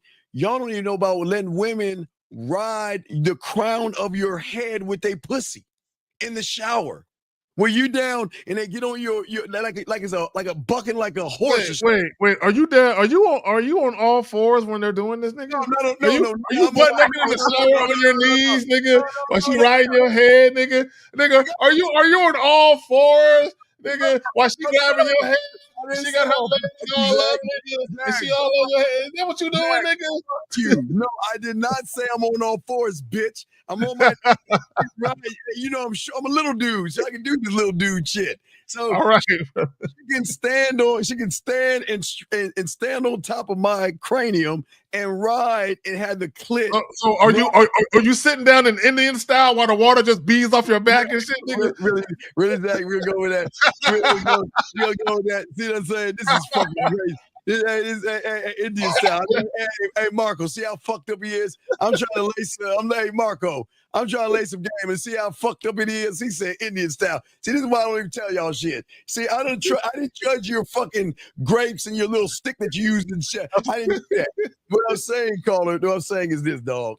I'm saying that we can bring. See, listen, you don't call them whores and sluts, but I want to bring out the whore and the slut and that dirty, nasty, filthy side of you out. And guess what? They're going to love you for it because they don't even know the depth and range that they have. They only know as far as their mind is, caller. As far as their fantasies, that's their end. That's where we come in, Zag. That's where we come in. We kill that pussy. Not only making fantasies come true, but creating new ones. Creating new ones. Look, let me tell y'all something. Contrary to popular belief, there are women out here that want to be taught new things sexually. Oh, because there's a lot of women out here that understand that the depths of their sexuality haven't really been touched. That there's a lot more to their bodies, that they haven't experienced, and not only their bodies but their minds. Look, man, do y'all not understand where you can take a woman's mind? Don't get it. I don't think guys understand the not only the power of the mind, but the power of influence when a woman is really feeling you. Oh, yeah. I said this, the more attracted a woman is to you, the more influence you have in those moments. The problem with a lot of you guys, my bad, Steve, let me say this real quick. The problem with a lot of you guys, when when you're at the point where you actually have influence and you can dictate the situation how you want it, because of your inability to be assertive, be transparent, and take control of the dynamic, a woman just assumes responsibility and leadership on her own. That's why a lot of times you guys will deal with women and they seem like they're interested, but then they start leading you and dictating to you. It's because they've made a determination that you're incapable of leading. So they're gonna have you follow them. Caller, Go that's ahead. why. Caller, why do you think since I've been doing this shit, I want to be a landowner? I don't want nothing but land. That's all I want. I just want 1 acre. Caller, let me explain something. Her mind is a vast forest of trees because nobody is even They're so busy trying to get her pussy that they don't realize. Yeah, they're trying to chop a tree down. No. They ain't trying to try. No, they ain't trying to. They trying to fuck. I'm saying that I just want 1 acre of land, Zach. That's all, Zach. Just 1 acre. That's all I want. I want land over pussy, caller. Land over pussy, because you know what? There was this great old philosopher, I don't know, from 84 BC by some name Zagan or something like that said this great statement. He was like on a mountain and shit next to some goats. And he's like, wait, this is how he sounded. Hold on, he's gonna be like this. Wait, this is how he sounded. Let me see. This is how he sounded. No, her debit card works too. And it was his epiphany. And he said, yeah, and it just rung throughout the villages and lands. Her debit card works too. Yes. And you want to know why? Because when you're him, they paying for that dick. You guys, wait, hold on, wait, Zach. We might do a show. Do you guys think they get the dick for free? Zach, y'all think they get it for free? Oh, Zach, do you guys think that they get the dick for free? No, they earning that dick. Hey, Zach, how do you swipe? Wait, Zach, how do you swipe that debit card down? How do they swipe that shit? They tap it, or they can tap it or swipe it. yeah, however you want to do it. Yeah, that's what I'm saying, Carl. That's what I'm saying, Carl. Yeah. So that's what we're trying to tell you. Look, we're not trying to manipulate. You know what the manipulation is? Is when her mind, her reality, her belief systems and judgments and morals says, stay away from Carrie. He's no good. Stay away from him. He's not the right person for you. And then her pussy's thinking something else. Man, I gotta fuck him. Stay away from him. Yeah. Well, and let me say this, caller. Do you know why women don't spend money on most of the men that they date? You want to know why? Why? Now, peep game. This is how I'm going to answer the question you just asked. Would you agree that women spend money on things that they value? Definitely, quickly. So, now do you know why women don't spend money on most of the men that they date? They don't actually value them. Peep game. Now, I'm going to take you here. Right? A lot of guys think because women are dealing with them or because they have access to a woman sexually, they think that they're winning. But I'm going to show you how you know you're not winning. Give that woman some instructions that involve her spending money and see how she responds to you. That's going to tell you exactly what level of influence you got. So check this out. I did a video probably about 2 years ago or so, maybe a little bit longer. And basically, it was some messages between this young lady and this young man. And he was upset with her because he had been dating her for a while. And she ain't never spent no money on him. So he asked her. Now, this is all in messages, right? So I'm reading this shit in the video that I did. And I'm showing you guys what was happening between them. So he asked her, you wouldn't spend no money on me? And she was like, no, you the man. That's your job. And he was like, so you wouldn't buy me like a barbecue plate that costs like $9? She was like, why the fuck would I spend $9 on you when I can spend that shit on me? Right? So he says, man, that's fucked up considering that I spent hundreds of dollars taking you out. And she was like, that's your job, nigga. Right? So this is what I'm trying to say. Do you think she would have talked like that to every guy she was fucking with? Oh, hell no. Nope. But she was only talking like that to him. Why do you think that is? Why do you think that is? I mean, she's not worried about losing him. Anything she says, it doesn't matter. Okay, why? Because she doesn't respect him. She doesn't fear losing access to him, and she doesn't value him. See, I'm gonna say this, Steve. I'm gonna pass it to you. You got it, brother. A lot of you guys, when y'all listen to what we say, we're trying to get y'all to that understanding. Do you not understand? She will tell you, nigga, I ain't spending a penny on you. Then she'll turn around and buy this man not only the new Xbox, but 3 games that go with it. She'll find out that this nigga is going out of town to go to a funeral to bury his uncle. When he get there, there's an envelope with $500 in it. And there's a note saying, I'm sorry, baby, you had to go visit your family for this reason, but have fun with your family. Ask me how I know. Zach, Zach, what's so cool they don't get?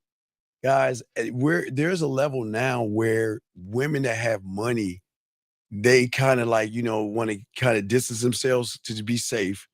They'll have a travel agency call you and say, look, here's the plan. Here's your itinerary. You're going to get picked up at this time by Uber Black, right? You're okay. I want you to go and download the United app because I only fly United first class anyway. So you'll be riding first class, and then there's going to be a motherfucker holding the sign. It's not going to have your name. He's going to say, like, I don't know, Jonathan Zagan or Carrie Wiggins or some shit. I don't fucking know. But then you go, and you go to the front desk. The key is going to be under this name. You go to the suite, and I'll get there as soon as I can. Make yourself at home. That's how it works. And hey, listen, don't bring your wallet, Zach. Don't bring your wallet. I got you covered on everything. Because this is my saying thank you to you for showing me what love really is. Showing me what love is. That we didn't say we love them, showing them what love is. Man loves himself. They appreciate. Yeah, Uber Black is for those rich. Only the rich. Let me just say this. y'all don't a lot of guys they'll hear YouTubers talk about women have a nurturing spirit, and they do. So much so, women love to spend money on men that they like. They love to spoil the men that they like. I'm telling you from experience, women love to spoil men that they like, and what it is, and the reason why they're doing it is because they feel so euphoric with the guy. They're like, man, I feel just so good with him in my life. I feel just so jubilant and so jovial and so happy, right? And her way of expressing that is, I want to see him happy like he's making me happy. Like when I see when he calls the phone and his name pops up and I see his name, the way that I light up when I just see his name across the screen, I want his face to light up. Oh, he's a Cowboys fan. The Cowboys are coming to town. I'm gonna get a ticket. I had a chick. Check this out. This chick know I like Nas, right? She know that Nas is one of my favorite rappers, right? She knew my birthday was coming up, and I live in San Antonio. The concert was in Austin. I believe it was in Austin, and he wasn't coming to San Antonio. So she went. Not only did she give me 2 tickets for the concert, but she went and paid for a hotel room. And she basically said, hey, it's your birthday. I'm not going to try and obligate for you to take me. Here's 2 tickets. I already got the hotel room. Take who you want. You understand me? Take who you want. Because she know I got friends. There, she's waiting for you in the hotel nearby. No. She's telling me, here are some tickets. Here's some tickets to a concert in Austin. I got a hotel. The hotel's already paid for. You can go. You give this ticket to who you want to go with. Oh, shit. And enjoy yourself. Yes, basically, I hear. For your birthday, this is what I'm doing for you. It's not for me to go with you. Take who you want to take. Yeah. It's in Austin. And I know you like to kick it with your homies and you like to drink. So I got you a hotel so you ain't got to drive back. Come on, bro. I'm saying, Dang. And these dudes asking for a barbecue plate. Yeah. That's what I'm saying. And dog, when you have Diamond Dick, they want to do that because they feel good about doing that, dog. It's not, you don't They do. They love it. Yeah, like Christmas, you don't have to buy them it. You're the present for Christmas. You're the gift for Valentine's Day. Hold on. Let me see if I got something. Hold on, real quick. Hey Zach, I got this in the mail today. You know, Zach, I don't like soft cookies. I'm a weird person. I don't like y'all motherfuckers like soft cookies and, I always like to eat the corners of brownies and the edges of cookies when they're crunchy. Look what I got. I got these brittle bites, man. I love these things. Guys, I love these things. Oh, yeah. I tell them shits up. I love these. Hey guys, this is a guilty pleasure. Don't be eating these all over, but guys, if y'all guys like crunchy, like cookies and like the edge of the brownies and stuff that's crunchy, man, y'all gotta get these brittle things. These motherfuckers are the shit. I'm sorry, Zach. You got it, man. I just wanted to say, because I was looking for the video, because I got a video when I was there, because it was Nas and Mary J. Blige. I was like, oh, I'm in heaven. Nas and Mary J. Blige, nigga, I was in heaven, bro. Lauren, that's all it takes, girl. Lauren, is that all it takes right there? Really, Lauren? Come on. Hey, because here it is. When people really fuck with you and they do shit they really ain't gotta do, and they really showing you a high level of investment, and that's why I say a woman fucking you, sex is the lowest form of investment. And women know that it is. Because women know that when they dealing with a man, and he's a man, right? They know that pussy to him is nothing. So they know that them fucking him is nothing. They know that because they know he can get pussy. He got options. You said what? It's a gift to her. It's a gift to her. It's a gift to her. Well, because she understands that you could be doing anything other with your time, but you're giving her your time. But here's the key, and Steve talks about this as well. Even when women are sharing you, here is the key. She should always feel like the only woman on earth when you are together. When y'all are together, she should feel like time stopped. And she's the only. And I told a chick that one time. A chick that I had just met, she was being a little too inquisitive about my dealings. So you deal with other women, you're gonna be fucking other women? And I told her straight up, I said, look, the only thing you need concern yourself with is the time that you have with me and how enjoyable it's gonna be. You're gonna feel like the only woman on earth when you're with me, and that's the only thing you need concern yourself with. And she said, I like that shit. You know what I'm saying? I'm not saying every woman's gonna like, but I'm saying that's her responsibility. I like the way that you put that, and that's all that really matters. The problem with a lot of guys, they're sloppy. They let shit bleed into each other, meaning they let their dealings with other women interfere with their shit with other women. Like it's kind of like having your food on the plate. It's kind of like having Thanksgiving food. You don't let your turkey touch the fucking cranberry sauce. You don't let it touch. I mean, shit, I do though. But when it comes to women, the only time you let women touch is if you're doing a threesome. If they ain't fucking, why are you letting the shit bleed into shit? Why are you letting it merge? It shouldn't be connected. You said what? All right. Well, caller. So we're gonna answer a few questions and roll this out. But you good though, big dog? Yeah. Okay. One more thing. Yes. One last thing. What's up? Okay, so we're talking about how all these experiences, how you make the woman feel, and how you do the work to create that. So as a guy, like, should they be taking that analytical mind that was saying they use to? No, women are not thinking analytically. No. Okay, here's your okay, no. Bro, the only time you need to be analytical is when you're making choices. So I'll give you a prime example of when it's time to be analytical. Let's say I walk up on a woman, I introduce myself, and I'm talking to her, I'm like, well, look, I'm gonna keep it real with you. The reason why I'm over here talking to you, I saw you come into the place. I said, damn, I must make her acquaintance. But look, I have some availability this coming Friday. It's a little jazz spot that I frequent. Why don't you join me? And let's say she says, I don't know. I mean, maybe. Now it's time for me to reason with myself and be logical. This bitch just told me maybe. From a logical perspective, does it make sense for me to continue fucking with her? Caller, does it? Nope. Now, if I was thinking with my dick, now remember what I told you earlier, that sexual attraction is emotional. It's an emotion that you feel. Now, if I was thinking with my dick and I said, but she's so pretty though. Damn, and that ass is so fat. You know what? Although she's telling me maybe I can still fuck her. Let me try anyway. Now, am I being logical or am I being emotional? Being emotional. Exactly. There you go. All right, so we'll throw you back in, buddy. We got two questions to ask George and the two guys. George, we got your question, and we got your question, Ro. So, all right, dog, we'll throw you back in, okay, big guy? Yes, thank you. All right, great call, man. Great questions. Thank you very much. All right, so here we go. Let's grab these two questions. He said, so when a woman you're dating likes sending you money, should you always accept? And what is the appropriate way to reward?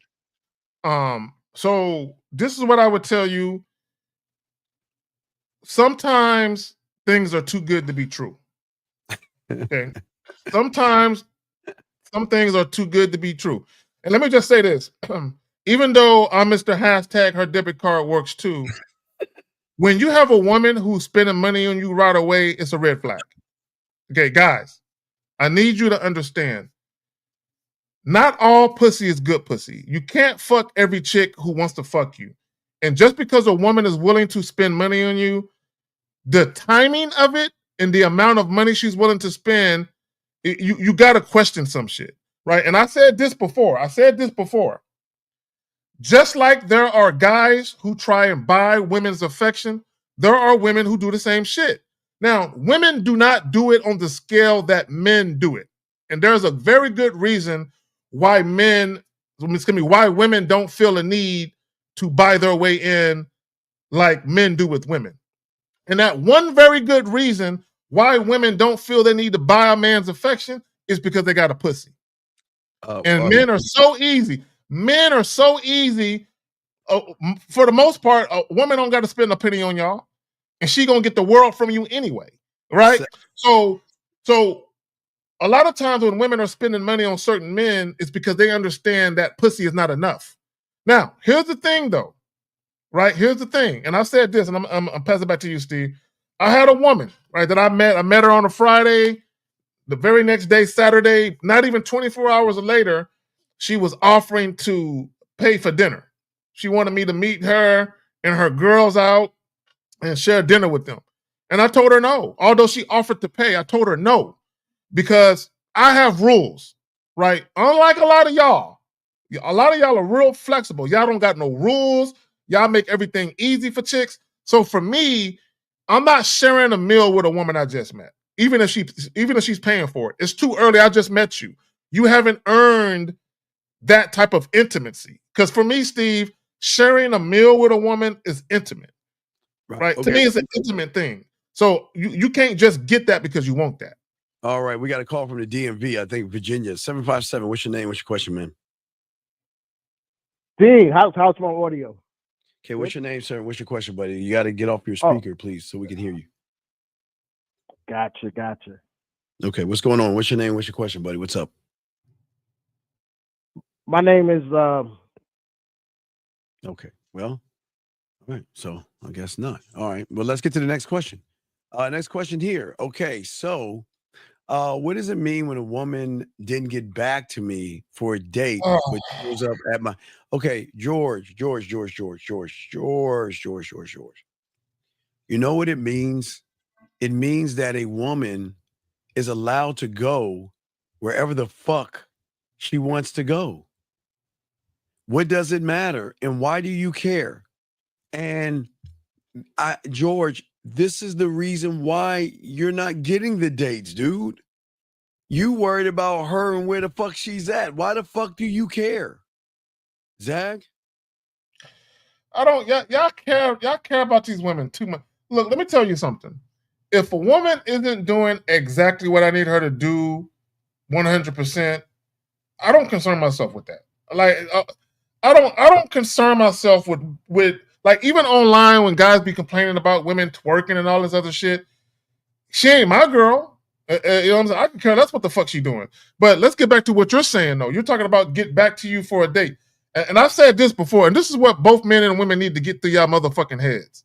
Both men and women need to understand this. Nobody owes y'all anything. Nobody owes you anything. A woman does not owe me sex. A woman does not owe it to me to call me if I tell her to. A woman doesn't owe it to me to show up on a date that I set up. Nobody owes anybody anything. Ladies, just because you sucked a man's dick doesn't mean he owes you a date, right? Just because he fucked the shit out of you doesn't mean he's supposed to be your next boyfriend or spend the night with you. Like nobody owes anybody anything. So when y'all are out here dealing with people, but before you invest anything that you're about to invest, make sure that the person you're fucking with, make sure y'all on the same page. Like a lot of this bullshit that people get themselves into is because you fucking with people that you shouldn't be fucking with. Yeah. A lot of you guys are fucking with women who don't like you. Stop fucking with women who don't like you. All right, 73757. Maybe you had disconnection or you're playing games, but did you have a question, sir? Yes, this is Jeff Glenn. The homie from Puerto Rico. What's up, Mr. Mailman? What's up? So you know who this person is? Yes. Yeah. Yes, so you it's do, not- it's not- Dean. it's Yes, not a- you do, it's not a- Dean. Don't act like that, Dean. But No, I don't know who the fuck I'm with you are. you with the 5-7, and I'm with the 5-7 crew. So Okay, yeah, I'm I don't- representing. Okay. But yeah, hey, I just want to say this. I just want to say a big thanks to Zag and you for bringing it to these youngins out here. And I just wanted to I came down here. You have to be passionate about yourself and not worried about being passionate about the women. Because when I came down here, I was a little thirsty. But then when I started locking in and focusing on myself, the women started coming to me because I knew what I wanted to do. I knew what I was about, and I wasn't being thirsty about them. So I focus on, like what y'all say, is focus on what you're focused on being specifically, and that's like Well, well, Jeffrey, I'm gonna say something. Women, I'm gonna need y'all to leave for just a moment. I'm gonna need y'all to leave. Just go out there. There's some cake pops. They have fudge, strawberry, vanilla, cocoa bean. Go out there, enjoy yourself. There's also some mimosas out there. Some Arbor Mist. You know what I'm saying? For my cheap wine drinkers and shit, with my winos and shit. Wine margaritas too. Wine connoisseurs. So I love women to death, but I'm gonna say something, and I don't want women to take it the wrong way. So, caller, if I was to buy a fully loaded Lexus, right? Would you say I don't got to do nothing to it and it's fine just the way that it is? As far as me owning it, or No, anybody. Like a brand new fully loaded Lexus, all the bells and whistles, everything, fog lights, all of that, spoilers, all of that, everything, the little bells and whistles that people like, sunroof, all of that. If I bought a brand new fully loaded Lexus, okay, out the motherfucking lot, fresh, brand new, no miles on it, would you say I don't got to do nothing to it? I can just roll it out the way it is and it's just fine the way it is? Yeah. Okay, that's how I am, right? So now, what I can choose to do with that Lexus is I can buy some aftermarket rims for that Lexus. I can throw some carbon fiber kits, some ground skirts on the Lexus, and I can kind of customize it and make it my own. That's how I look at women, right? Meaning I'm fine the way that it is. So a woman to me is like an aftermarket car part, right? You know what I'm saying? I can add it and I can make it just that much better, but it's fine the way that it is. That's how I describe myself. I'm fine the way that I am, but a woman is like an accessory, right? It's a nice accessory, right? But she's not required and she's not needed. She's wanted. But the moment she outshine her welcome, she up out of there. That makes sense? That's right. That perfect sense. And I will tell you this: when I got down here, I did meet this Boricua down here. I didn't even know how to speak Spanish coming down here, but by me showing my face and me knowing who I am and just my personality, they got drawn to me because of the confidence that I had. Even though I kind of was shaky on it, I would go in there and try to speak the Espanol to them, and then they would like kind of laugh and everything. And then next thing I know, they telling me words. Long story short, I'm heading to the airport, going home for the holidays down in San Juan. This other female came in there. I saw her. I took my shot at her, got the number. She said she was going to Jersey. I didn't think I was going to hear from her again. But I did tell her before I left, I said, the minute those wheels touch ground, I want you to give me a call. Let me know you made it to wherever you had to go safe. I said, that's all I really require from you right now, whether I see you again or not. About 2 days later, after she got there, she called me again and said, look, I'm looking forward to seeing you when you get back. And from there, that time, and I'm just the confidence that you show and the way you know how to talk to them. I was at the VA hospital down here, and I'm not rambling on here, but I had got sick. I don't know nobody down here. And I reached out to this woman. I said, look, I need somebody to release me from the VA hospital. I said, I don't know anybody. You're the only one I know. You know, this woman took an Uber an hour away, came to the hospital, sat there for 8 hours till I got out of surgery, my procedure. And she drove me to the house. You know, from there, I was like, oh shit. You know, I was expecting her to say, nah, well, fuck that. But since then, when she did that, I asked her, I said, what was it? I said, you know, I really appreciate you doing that for me. You know, I wasn't expecting that, but, you know, but she told me it's just the way that you carry yourself, the way that you talk to me made me feel. She said, damn. She said, I would have stayed in the hospital for a whole 2 days for you. So I just want to tell these young men out here that when you get out here, stop trying to impress shit. Stop, be yourself, be confident, know who you are. And when you walk in, that's part of the problem, Jeff, is they don't know who they are. They either don't know who they are or they don't like who they are. One of the two. You either don't know who you are or you do and you don't like yourself. One of the two. Yeah, and Steve, shout out to you too. You know that your videos that you gave, I got some of your material there, and I practice that material. And you youngins out there, you better school yourself up on that shit there, because I'm telling you, when you go in there and not trying to blow anybody's head up, but when you down there doing the deed and everything, and old girl says, "See, Poppy, that was awesome." You know, and you're like, fuck, you know, I was just practicing what I learned here. and now the fact is my birthday was last month. I was talking about going back to the States. She came up to me and, like you said, spending that money. She said, I got something for your birthday. And I was like, what that? She said, I got a trip for us to go over to Punta Cana. Spend 4 days over there, just you and I. I was like, what? Where? Because you ain't got to do nothing. You just got to show up. Took me over there and came back, and now everything's pretty much locked in. But I said, yo, you still got to go through that vetting process. We still got a year to go. I met you last December. I said, I didn't think we was going to last 4 months, but here we are. So let's keep it going. So yeah, gentlemen, thank you. I'm in my 50s. So you youngins out here, y'all got a lot of time. I wish this shit was around when I was young, man. I'll be a monster out here. I'll be a muck. But thanks again, fellas, and thanks for trying to get these guys to make executive decisions in their life. All right, buddy. Well, thank you for the call, man. Thank you for the call, brother. We appreciate you.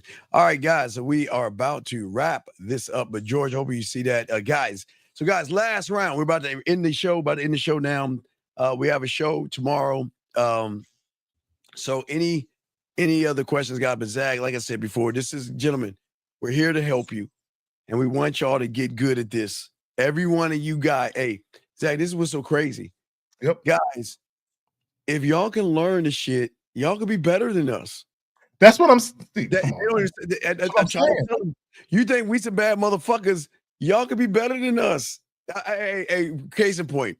Everybody thought Ric Flair was going to stay the world champion 16 times. John Cena broke his record on Saturday. There's always going to be someone that's going to come along and learn this game and push it further out there. That could be you guys. That could be you guys. Let me tell y'all something. If we would have had the knowledge we have now in our 20s, exactly. Steve, it would have been over. No, Zach, Zach. Can you imagine us having the internet, nigga? If we would have had the internet in our 20s? No, Zach.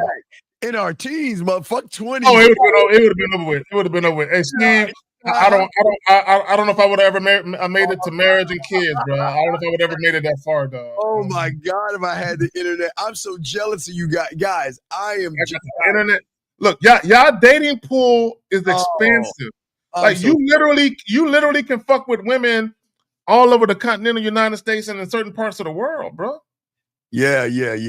God damn it. God, why you always call last when you know we wrapping up? What's up, buddy? What's up? What's your question? Yeah. This is a quick question. I'll get off work. But look, so I want to ask, when would you send a woman a masturbation audio? Like, when do you think the right time is, and how do you know? Well, no. First, I want to get her to. Okay, the only reason I'll send a masturbation audio is two things. Number one, if she wants to play, or I already made her play with her pussy. So I've already made her play with her pussy, made her come. Then I want that linger to go on, and I want to drive that linger of when is the next time. But we're so cold in the game. I just want to position her to say, okay, look, I'm mad at Carrie, you know what I mean? Or Carrie's pissing me off, but I want to play with my pussy, but I don't want to make him feel like he's got control over me. I don't want to feel like he's dominating me. Yeah. So you basically build off of something you already did. Right. But also, you gotta set it up that way. If you have that type of dynamic with the woman where you can send that, like Steve was saying, I already made it's like a prerequisite. See, you're skipping steps. Before I get to step 5, I got to execute 1, 2, 3, and 4. Yes. Okay, yo. So my last question, because I know y'all gotta go, but could you like break down the shower game one last time? Because I'm about to call her, and I'm thinking she's gonna want to play. The shower so I want to game make sure I is could break it down. No, it's easy. Just tell her to turn. All right, tell her to turn out the lights, because that's what I would do if you were there with me right now. Because if I was there, there's nothing like not knowing what I'm going to take or take off or put my hands on in the dark. Next thing I want you to do is get a Bluetooth, put something in there, play your favorite song. Because if I was there, there's nothing like eating your pussy to the rhythm of your favorite song in the shower. The third thing I want you to do is I want you to take your towel or your loofah, think about my lips and my tongue, and let me explore your body the way you want me to explore it if I was there. And that's it. Okay, baby. Appreciate it. That's all I got. So I'm gonna call back when I do it. All right, you got this, man. All right, I appreciate you. Peace. All right, so okay, well it is 11:11. We're gonna wrap it up on 11:11, ladies, so y'all can play with yourselves and all that other stuff. But as we said before, Zag, another dope show. But ladies, go ahead and rub your pussy, not your pussy. I'm sorry, Zag, let's say pussy. Rub your dildos in your fingers and think about a man. Think about a man. And think about one of us being that man, and that might come true. Zach, what do you want to say? Hey, appreciate y'all for coming through. Like always, all the ladies for participating. Straight up for all the callers. Thank y'all for calling. Y'all could have been doing anything with your evening, but you decided to fuck with us and bless us with your time. Appreciate y'all. Like, share, subscribe. We appreciate all. We want y'all just to appreciate yourselves. We got y'all covered. And if y'all need, get at Zag. Y'all see where? Let me put the information up. So if y'all want to get in touch with Zag, or any of you ladies want to say hello to Zag, you know what I mean? Let me find it. Let me get it. Oh, and real quick, be on the lookout for my video that I'm gonna drop. What is it titled? I gotta remember the title. I'll be forgetting my titles and shit. Chris Brown teaches silent flirting secrets. Yeah, I'm gonna drop a video titled Chris Brown teaches. And I'm gonna show you guys how you can flirt with women without saying a word, based on what you see Chris Brown doing in the video. Yeah, there's some more information coming down on the Shannon Sharpe situation. So I've got a video on that right now, and I'm gonna post. There's something that just hit the internet again. So I'm gonna try to go outside in the dark this time. Now, guys, I have a video outside. If y'all notice, I do my reaction videos outside. I try to do it at night in the dark, but the fucking crickets and grasshoppers and all them fucking insects making all that goddamn noise is fucking everything up. So you do live out in the country. I do live out in the country, right? So I'm gonna try one more time. I'm gonna go live not live, but I'm gonna do a reaction video to some more Shannon Sharpe. And as soon as the show's over, I'm gonna go outside. It's like 10 here. It's night. But I'm going to go outside and do a video like we do for my reaction. But I do have a Shannon Sharpe reaction video I'm going to drop. And don't forget, tomorrow I'm going to drop another YouTube short for you guys for free. So make sure y'all check that out. So yeah, it's a lot. I got a video on Shannon right now. I'm about to drop in a little while, but I got to go outside and record the other thing. There's some new developments have come around, and I got to talk about that. So guys, we appreciate you guys, man. So all you guys, we appreciate you guys. Y'all need us. This is how y'all get at us. Y'all see right there. Email us if you want coaching. If you want the pathway, get at me. But again, for ladies, Carrie K Zagging, that's it right there, right? That's right there. Yeah, for all the ladies out there. Zagging 20. That's the IG, man. Yeah. I need to put YouTube/IG, ladies. This is mine. The man mindset, ladies. Just type in the man mindset. Just say stop by and just say hello to say hello, ladies, and I'll make sure. Just say hi. Yeah, we'll say hi back. We don't bite. We might nibble occasionally, but we don't bite. Yeah. So I got y'all guys, and y'all get yourselves. So guys, we're gonna wrap this up. We'll see y'all tomorrow on OG React Show. We out this joint. Y'all have a good night, man. Peace.